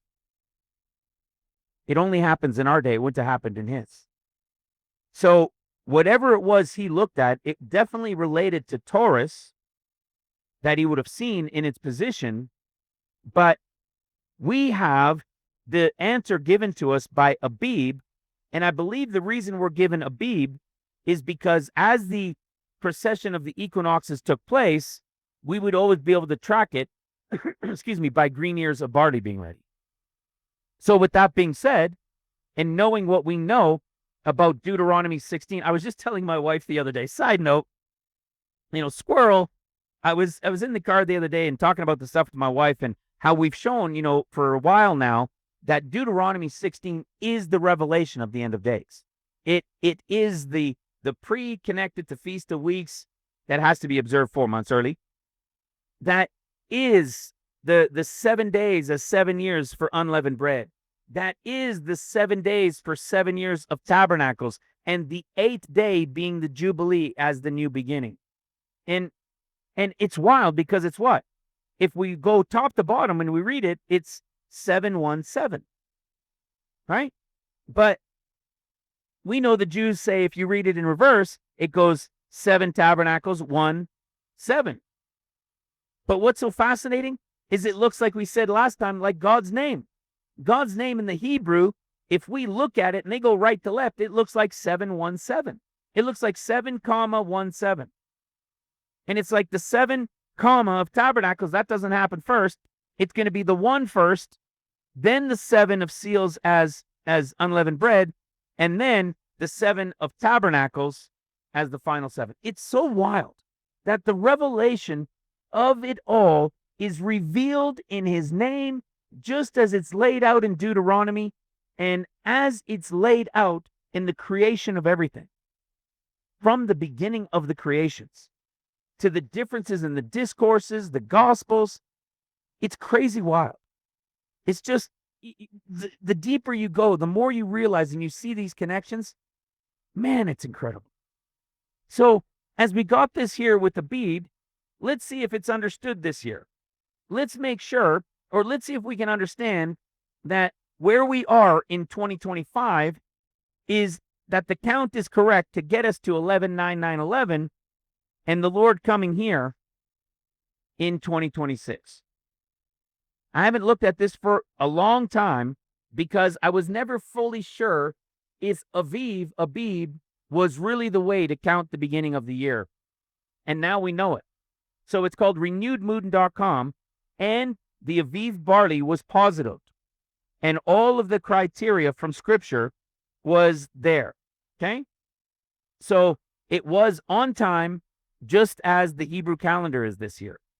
And you can come to their wall calendar that they have for the first biblical month, and you can see right here the renewed moon, so the sliver of the moon confirmed in Jordan, Israel, on the evening of March 30th, 2025, with the positive barley report, and here's the beginning of the year. Well, that's exactly what we have in 2025, just so you guys can see it. You see? This period right here. So it's on track. It was ready on time. And with that being understood, we can know and count based on the Hebrew calendar and understand, as we said last time, there could be a day or so of adjustment within a month because of where the moon actually shows up compared to where they have it set. All right? So we're now on track. We're at it. We're looking at this time. Here we are in 2025, just under 10 months to go. Let's confirm this one more time. Let's confirm that there really can't be any more years. Okay? We know that the house of Israel, or Israel, when they came into the land in 1948, that is gone and over with. There's no possible count in Leviticus that counts it. And that's why the revelation of the calendars was so awesome, because we know the sowing and reaping of Leviticus 25 is connected to when they came into the land that the Lord gave them. But in Leviticus 19, it's the land talking about Jerusalem. We know that they got Jerusalem as their capital in around spring of 1950, and it was about April, but all these things had to be approved and signed off and agreed on, which happened in April, maybe just a little after April, and it was now their capital in 1950. So they came into the land in 1950 and sometime in spring. It was their official capital, and the Lord tells them, not only when you come into the land, but when you come into the land, you have to plant all manner of trees for food. The New Year of Trees didn't happen until, I think, late January or so of 1951. So they plant in January of 1951, and then at Nisan 1, because it's a year count. Nisan 1 of 1951 begins year 1. So now you've got to wait 3 years where they can't take of the fruit. So to 52 completes 1, to 53, to 54. So to Nisan 1954 completes 3 years. The 4th year, they're to give it to the Lord. That brings you to 1955. Nisan of 1955, 4 years complete, plus from when they came in and they had to plant. But now we got one more thing. Of course, the reason we were looking to this year in 2025 was because we believe this ended it, the 4 and then the 70 after they've planted. But we suddenly realized that there's probably a reason for a mention of the 5th year and not just saying from that year forward, everything is then theirs. We see that there is in the 5th year, you shall eat the fruit thereof. Okay? So I had always read this, like I said in the last teaching, just to recap it and let everybody see the count. I believe this was saying, well, this is the start of the 70 years. But then why mention it as its own separate year instead of just saying it's now theirs going forward? And so I looked at it as this being then the start of the 70 years, which is why 2025 in Aquarius was the time we were looking to. And then there was the above portion and Nisan 1, bang, that starts the 14 years. But that time has come and gone. And it turns out we have one more year being mentioned, and we saw that the rest of the verse said that it may yield unto you. Meaning they have to eat it in the 5th year. It's going to be theirs to eat in the 5th year, so that it could yield unto them the increase thereof. Meaning, this was all part of the process that they had to do so that from that time forward, they would receive the increase of it. This is why I was so excited, because not only do we understand the month and the timing of when the Lord is coming, because the Bible told us, but this makes it the final option in every single possible count from when the land he gave unto them to the land of Jerusalem when it became their capital. This would make it to 1956 Nisan. 1956 Nisan, right? I don't know if that was the exact date, but that is the date for 2026. So Nisan of 1956 plus 70 years is Nisan of 2026. And Nisan 1, 2026 is March 19th, 2026, which is very interesting because it just so happens that that's the time of the equinox, right at the beginning of it, right where the count is. I thought that was interesting as a side note. Do you realize this is the end, right? That makes this the last day, right here or right in here. This is the end of 70 years, and it's the end of every other possibility we can possibly look to based on what Scripture has revealed as we have combed through it, diligently seeking and searching from beginning to end. That's the end of it. Hello. That's great news, brothers and sisters. So it doesn't sound like great news when you say there's about 10 months before we get to the pre-trib, a little under 10 months. But it is absolutely great news because there's no possible count left. That is glorious news. That's why I was so excited. I was so excited from so many things throughout the years. I was blown away by the revelation of Numbers 24 because it completed the story of the tribes that we knew. But finally having a no bars final year count possibility in the midst of all the craziness we've been watching going on around the world, this is exciting like no time ever before. An excitement like I haven't had this type of, oh my goodness. Am I ready, Lord? Are we ready, Lord? Help us bring in more. Help us reach more, Lord, in this time that remains. There ain't nothing left. There ain't nothing left to count. That makes it exciting, guys. And with this count being this additional time that brings us here, let me bring it to a wrap with this. This 8-day conversation, 8-year talks. I want to show you something. You guys will remember this. Oops. We've taught on this many, many times, and we just talked about it a little while ago. This different, as we've shared in teachings, we got separate teachings on this. In the story of the Transfiguration in Luke compared to Mark and compared to Matthew. We just touched on it a little while ago. But you'll remember this. I have taught on this numerous times, and great revelation. I mean, even the latest one that revealed why the wording before it, right? You guys remember that? Why the wording before the Transfiguration in Luke is what it is compared to what Mark says, compared to what Matthew says with nothing. It is so mind-blowing to understand that even the way the chapters were chosen by the Spirit who led these men to lay it out was done the way it was. It is all prophetic, and we can prove it every time.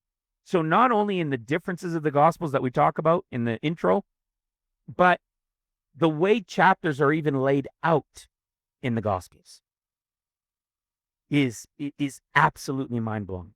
And we've done it with more than one chapter in each. It's been numerous times. It's wild. But you guys will remember this. We know that Mark after 6 days is prophetically a picture of after 6 years. In the prophetic, go search it up. You'll see it everywhere. Days can be represented as years. It even tells us in Scripture. And when you go to Matthew, it also says after 6 days or after 6 years. Mark's is, of course, what we've been talking about, the after 6 years of seals, and Matthew's is the after 6 years of trumpets. Okay? Both relating to the period of time of the coming of the Lord in different events and different things happening. But Luke's, do you guys remember? Those of you who have been around for a bit, what have I said about Luke's? I've been saying it for years. Luke says in 9:28, and it came to pass about in 8 days after these sayings. Okay? What do we talk about in the about in 8 days? It has a dual meaning. You remember that? It has a dual meaning. Okay? Now, do you guys remember how I've always taught this in relation about the 8th day, the about an 8th day having a dual meaning? Do you guys remember this? What is the Transfiguration story in Luke? Well, in Matthew, it's the Lord coming as lightning feet down on the Mount of Olives after 6 days or after 6 years. In Mark, it's the Lord coming after 6 days or after 6 years with heavenly Mount Zion, right? The mountain carved without hand, destroying the toes, all these things that we were just talking about earlier. Well, what's Luke's? It's the coming of the Son of Man to begin his 40 days, as we were just talking about, in Aquarius. And his coming for the 40 days begins what? On the 8th day. Okay? About an 8th day, so sometime in the 8th day. We've taught on that numerous times. And that's the first of the two things we've talked about. How do we show it?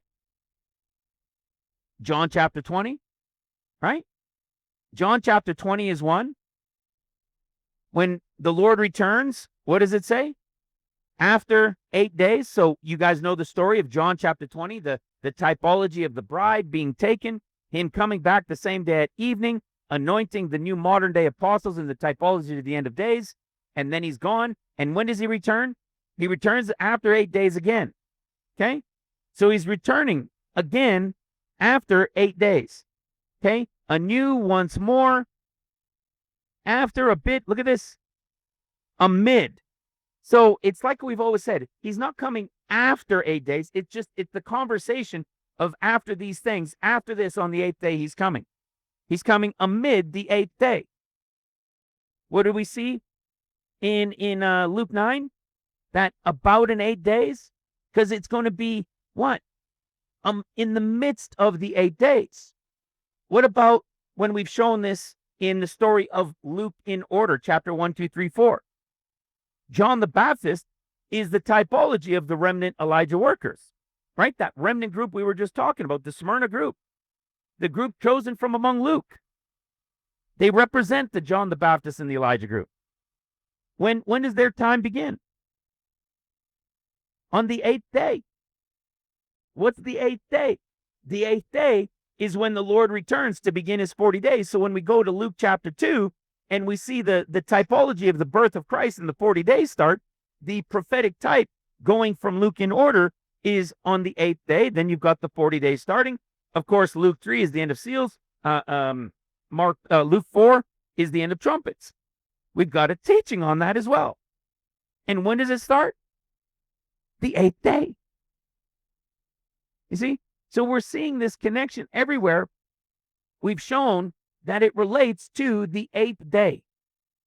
So when we come, again, going back to Luke chapter 9, I have been teaching for years, and it's never changed, that this about in 8 days is the 8th day. Okay? The about in 8 days. Look, if were, as if, so like. So it's in the midst, around somewhere in that 8th day. And it lines up with everything we have taught prophetically of the Son of Man coming after the 7-day wedding to begin his 40 days on the 8th day. But do you know what else I used to teach? And I always taught until this today, that this also equals what? About an 8th year. Because remember, it has a dual meaning. It's about an 8th year. Just like Mark's is after 6 days as years and Matthew's after 6 days as years, Luke's has a dual meaning of about an 8th day because he's coming for his 40 days in this typology starting on the 8th day. So it has a fulfillment as days in the prophetic, but it also has a fulfillment as years, as the first 7 easy years coming to an end. Okay? That's what it's talking about. But do you guys remember how I've always taught it? I've always taught it as what? There's 7 easy years that we talk about, but just before the 7 easy years are over, right? Just before the 7 easy years are over, there's going to be 50 days, which means I was saying what? That it's not quite the 8th year. I would always say it's close. It's close to the 8th year starting. So we're still in the 7th year, right near the end of it. But do you realize that's the opposite? And I caught this a couple times over the years, but I didn't understand it any other way. That's the way it made the most sense. So do you understand what I just said? One is it's telling us it's sometime on the 8th day. Yet when I go to the year count, I'm saying it's the tail end of the 7th, not quite the 8th day. How did that make any sense? How can it represent a meaning of days being sometime on the 8th in the midst, like we saw, being in the midst of the 8th day, yet I'm going to the year count and I'm saying it's not even the 8th day, it's the tail end of the 7th, almost the 8th. That's not the same. Wouldn't it make more sense if it was in the midst of the 8th day when he comes to start his 40 days, which we absolutely can prove that it is? Then why wouldn't the year be in the midst of the 8th year? Hello. Let me show you what I mean. We've even got the places in Scripture that show it. What about Genesis chapter 7? Do you remember where I proved this duality in Luke as days and as years in the prophetic still? Yet the Mark and Matthew in the prophetic are only as years? You remember that? Genesis chapter 7. What did it say? Verse 4. For yet 7 days. And then what does it say? Verse 10. And it came to pass after 7 days. This 7 days and this 7 days are the same conversation, the same 7 days being spoken about. But when you go to Genesis chapter 8, there's 2 more 7 days. Stayed yet 7 other days, and stayed yet 7 other days. This one is not this one. This is 1 more 7 days, and this is its own next 7 days. This is the one for Mark after 6 days, meaning sometime the 7th. Then you got Matthew's after 6 days. This is sometime the 7th. Okay? It's the after 6 years, sometime in the 7th year. After 6 years of trumpets, sometime in the 7th year. And we've showed the revelation of it. Here's the great multitude with the leaf or the branch, the wild olive branch that's now being plucked off. That's the great multitude at the end of seals that goes to paradise. When the olive branch, the wild one here, is being plucked off and taken in plucked off, which is the word for rapture, to pluck, right? But let's go back to what we're talking about now with Luke. Excuse me, as my voice is cracking. In verse 4 and 10 of Genesis 7, I've been teaching for years on this, that these 2 sevens being the same are giving us the same picture that Luke is in its duality, being that it's days and it's years. Okay? And yet in Mark and in Matthew, it's only the days representing years. And in chapter 8, the 7 days and 7 days, they're both representing only years, and they're both only used once, one for Mark and one for Matthew. But the one for Luke is mentioned twice.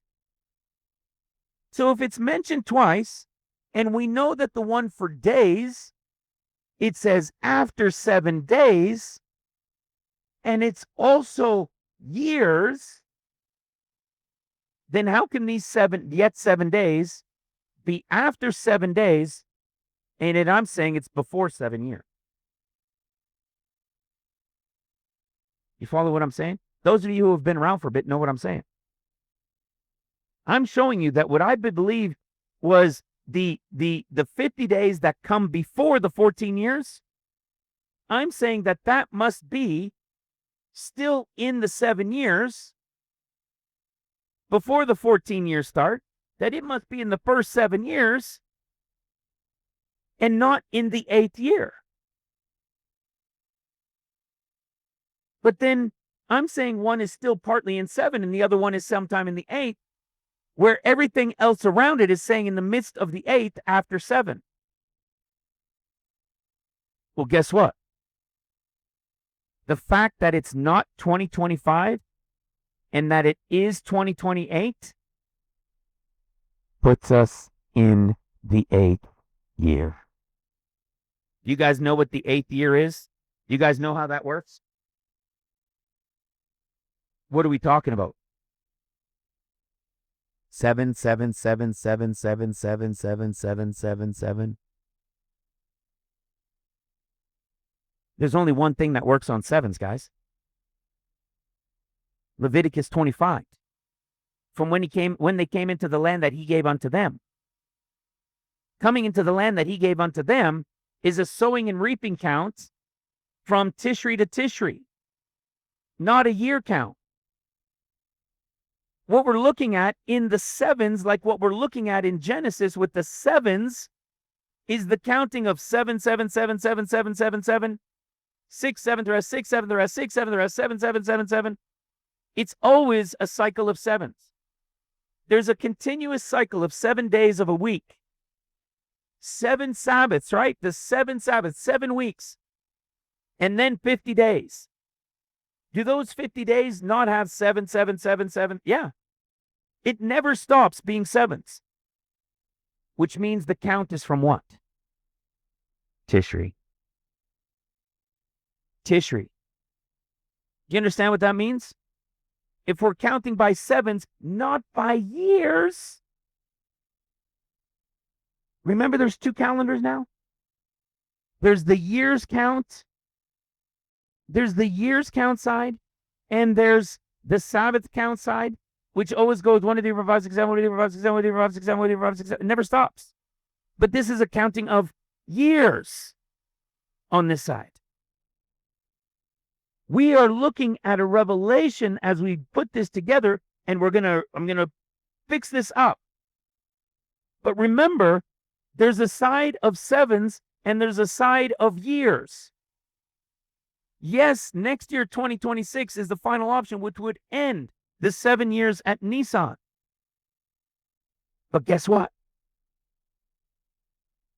Remember what I said?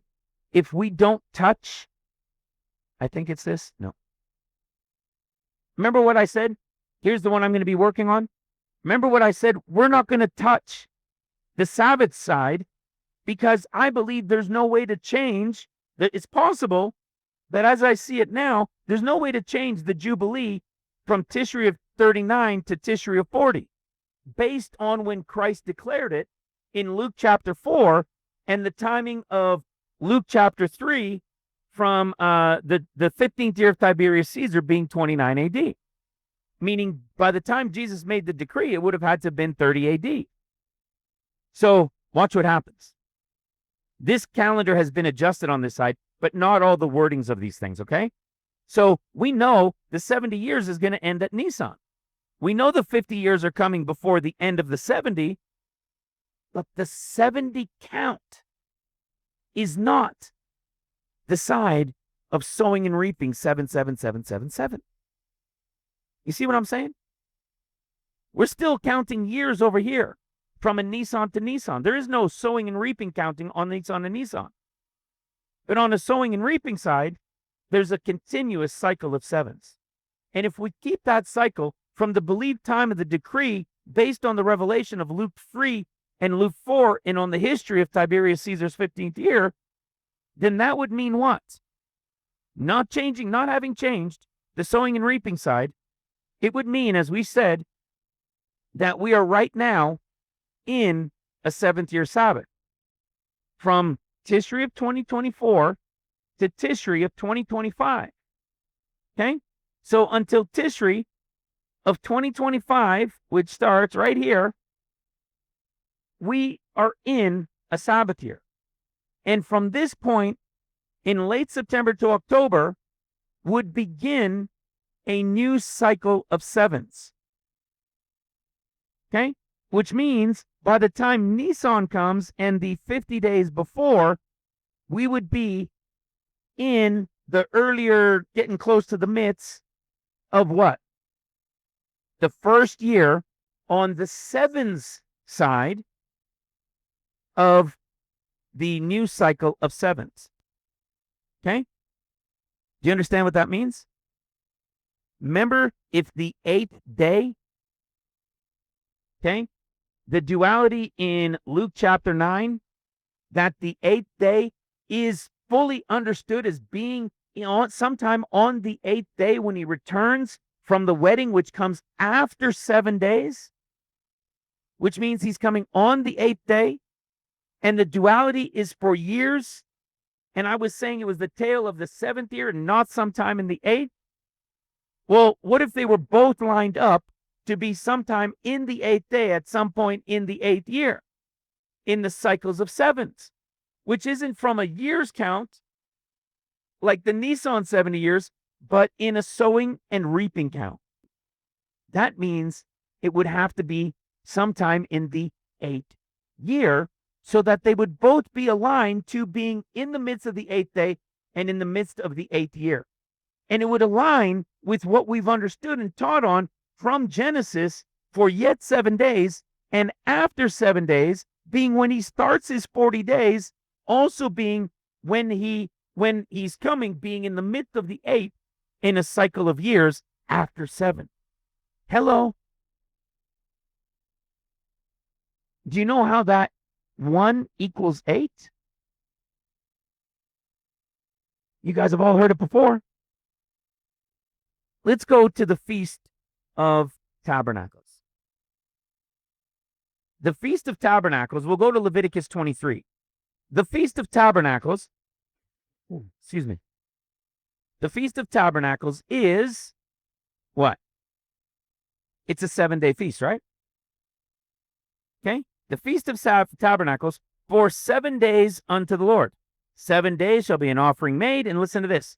On the 8th day shall be the holy convocation. Now, prophetically, we know from Deuteronomy and from all the Revelation, this is the prophetic picture of the new beginning of the Jubilee, represented as the final 7 years of trumpets, and then the new beginning being the Jubilee, okay? And the beginning of the millennial reign. But what is this? 7 days, and then the 8th day. If we go to Tabernacles, let's go to Tabernacles. Here's Tabernacles right here. It's 7 days, right? And then the 8th day.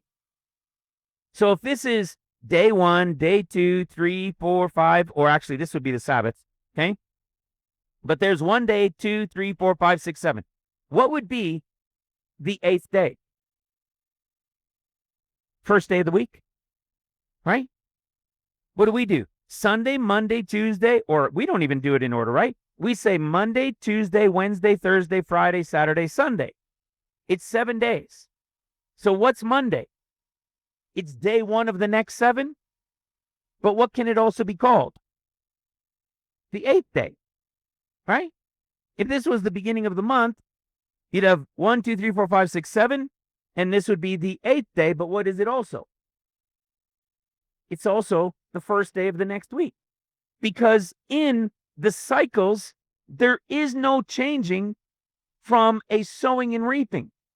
The sowing and reaping is continuously, where I want that. The sowing and reaping is continuously a cycle of 7s. So if him coming for 40 days is on the 8th day after the 7-day wedding, then that would mean the about in 8 days as years would mean sometime in the 8th year based on cycles of 7. So you've got the days coming here and you've got the years coming here, which would mean after 7, the first year of the next 7 is also referenced as the 8th. And when would it equal? Look at that. Sometime in the 8th day after the 7-day wedding, in sometime in the 8th year after a new cycle of 7s being the 8th year. I think we're on to something. And I'm going to be going through this chart again, as I told you. I'm going to go look at all the study and the notes that our brother Jake went through. And you know, it reminded me, because when we had put this together, when all this started coming about of the 2 calendars last year with Ivan, our brother Ivan believed that we couldn't be in a Sabbath, that we had to be in the first year for this all to begin. So he believes that the count was difference by 1 year, and that this was the 7th and this would be year 1. So we were off in our agreement by 1 year. Well, now it turns out that it would be off by 2 and we would have been difference by 1. And it actually works out into the understanding, maybe not the years where he had it, but mine wasn't. Well, we'll find out if what we had here is correct. But he was correct in his thinking now, in realizing that we had to be in a sowing and reaping year 1 before this could happen. Now, I don't know if he understood it in the Luke correlation, but now we have some evidence. We now have some biblical evidence with 8th day to 8th year being after 7 before these things both line up, proving out Luke 9 and proving out Luke 9 both being on the 8th day and in the 8th year. I love it. I thought that was super exciting. I had to share it with you guys because it falls directly in line with what we were looking at. So I think we're going to discover a lot more to be able to really now align this and see if it needs to be brought up one or not. But so far, it doesn't look like it will need to be brought up, which means there's going to be adjustments in how this was understood or believed to be understood already, but not by much.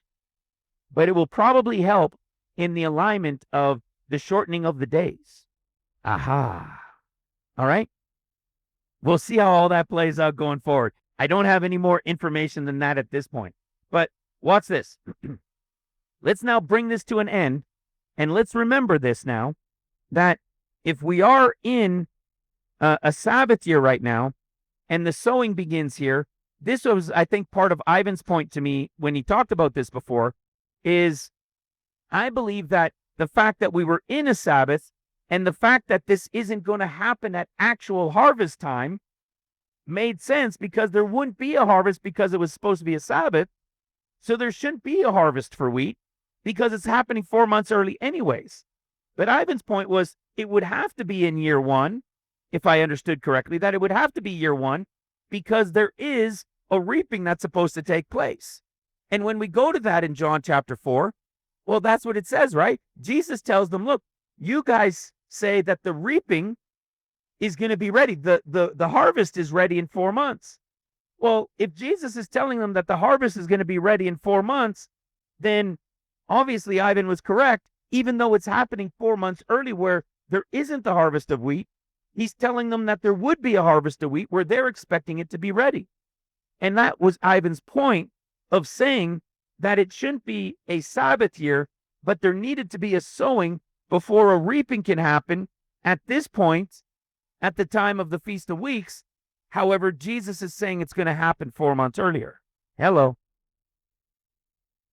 So I'm sure we'll be chatting with him a little bit more about that too, and working as people start putting in their insights and messaging in relation to how this might play out for those that are tracking this. All right. So now, as I finally bring this to an end, we're going to see this understanding of this 8th year. Okay. And now we can understand, because we have 2 calendars and both playing simultaneously, we'll be able to tweak out these things to understand them more clearly. And let's see with this if we can understand something else leading us into a picture of the 8th day. Okay? Watch this. Remember this in Luke 21? There's the escape one, right? Luke 21:36, which we should be praying every night. I prayed over you guys and over my family and your families. Watch ye therefore, and pray always that you may be accounted worthy to escape all these things that shall come to pass, and to stand before the Son of Man. And you remember this? Let me show it in eSword, because it's so clear. Okay? Watch this. Watch this, watch this. I got so many highlights on it. This one always takes a long time to open. Okay? Watch this. Of course, the discourse is very different than Mark and Matthew's, but then we get black letter words only in Luke's ending his discourse. And in the daytime was he teaching in the temple, in the night he went out and abode in the mount that is called Olives, and all the people came early in the morning to him in the temple for to hear him. Well, if you guys remember, John chapter 8 starts with the same wording. And Jesus went into the Mount of Olives, and early in the morning he came again unto the temple, and all the people came unto him, and he sat down and taught them. And then look at what we see. The woman taken adultery, right? This is the story of the Gentile bride that we've talked about many, many times over the years in John chapter 8. And then look what happens. We talked about the stone's throw, which is an event that's going to be taking place during the 7-day wedding. And then what do we see? Then the Lord coming, check this out. Then here comes the Son of Man for 40 days, the darkness and the light that we've shared so awesomely, so spirit-led, and showing where these are, proving the timing of Christ every single time for his 40 days. Check it out. What chapter are we in? We're like 12 verses down into chapter 8. We're 12 verses down into chapter 8. We have the wording from the timing of the escape in Luke chapter 21. We have the picture of the Gentile bride and the woman standing before him. We have the events, this typology of the wedding, and then the coming of the Son of Man to begin his 40 days. And they're all in chapter 8 of John. They're all in chapter 8 of John.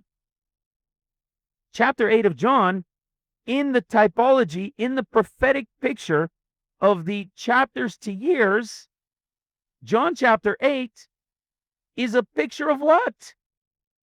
John chapter 8, to us in the revelation of the open books, is the beginning, is the 8th year. Ta-da. It's the 8th year, right? Chapters, 2 years. It's the 8th year from the 7 easy and then the 8th year, right? Well, do you know what I think it's also proving? That John's count of his chapters to years are a Tishri to Tishri count. Right here, we have what we've just been talking about, which is the 8th year and 8th day being in the 8th year on the Tishri to Tishri side of counts, which means what? From tabernacles to tabernacles count, right?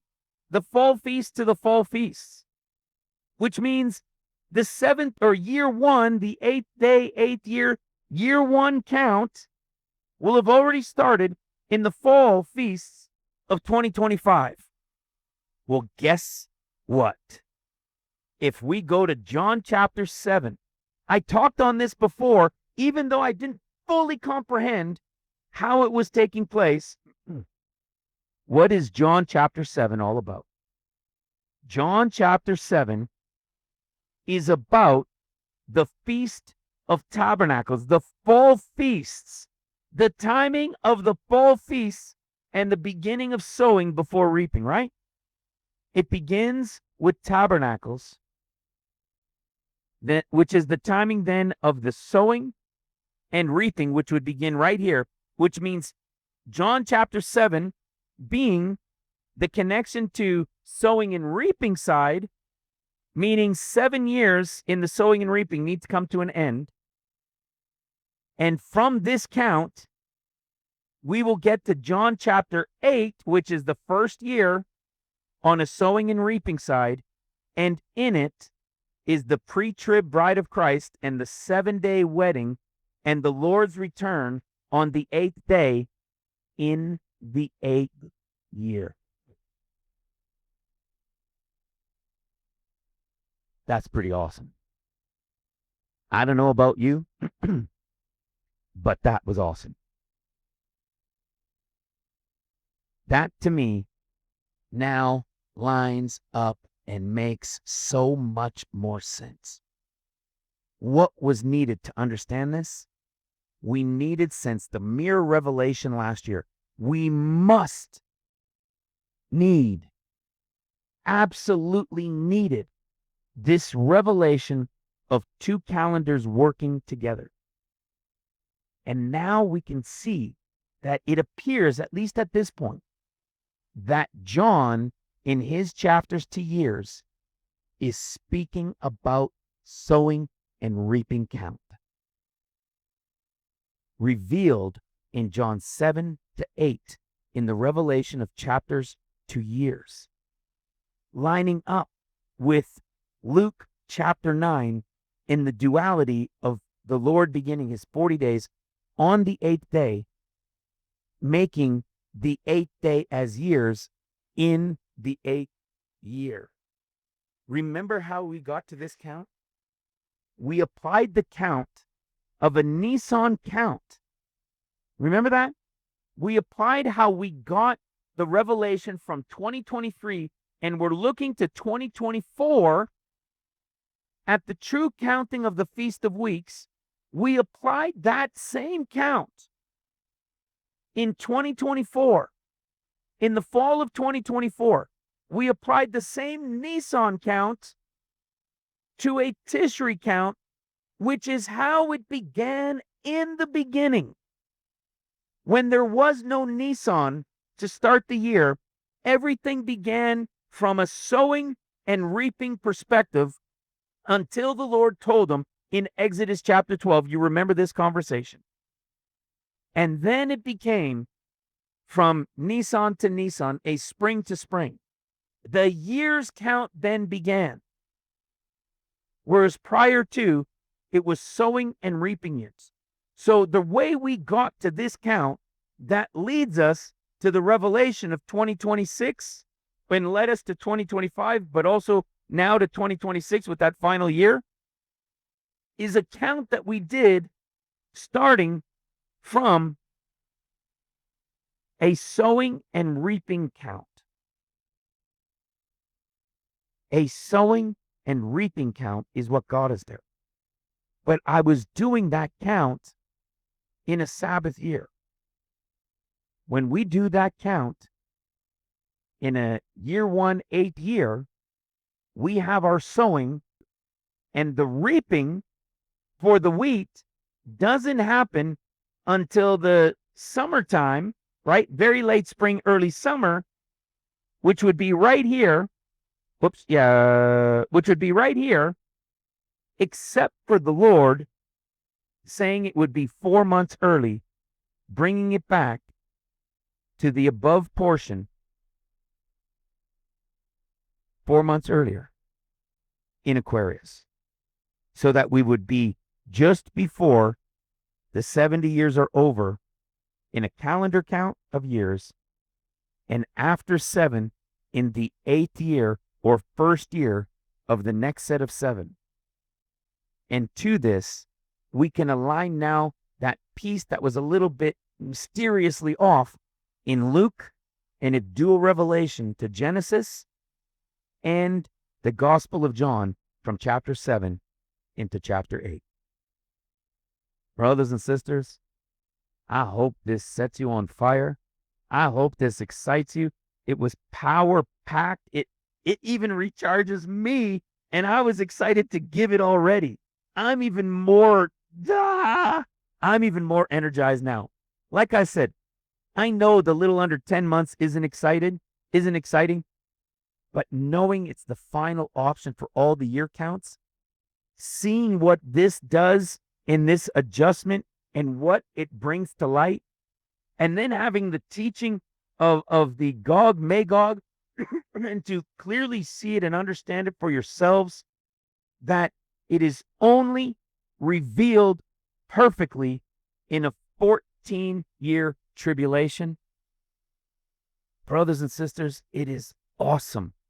God is good. His Spirit is absolutely, unequivocally leading just as much as ever before. And for anybody who's new, who hasn't yet gone into the first 4 teachings of this intro series, I recommend it to you now more than ever. And for anybody who can support, check out our links in any of these places. And if you're able, support the ministry, and let's bring tons more with us, whether to prepare workers or whether to prepare people for the kingdom of God in the third heaven. Brothers and sisters, I love you always. I'm grateful for each of you. I pray for you and yours always. We'll talk to you soon. Bye for now.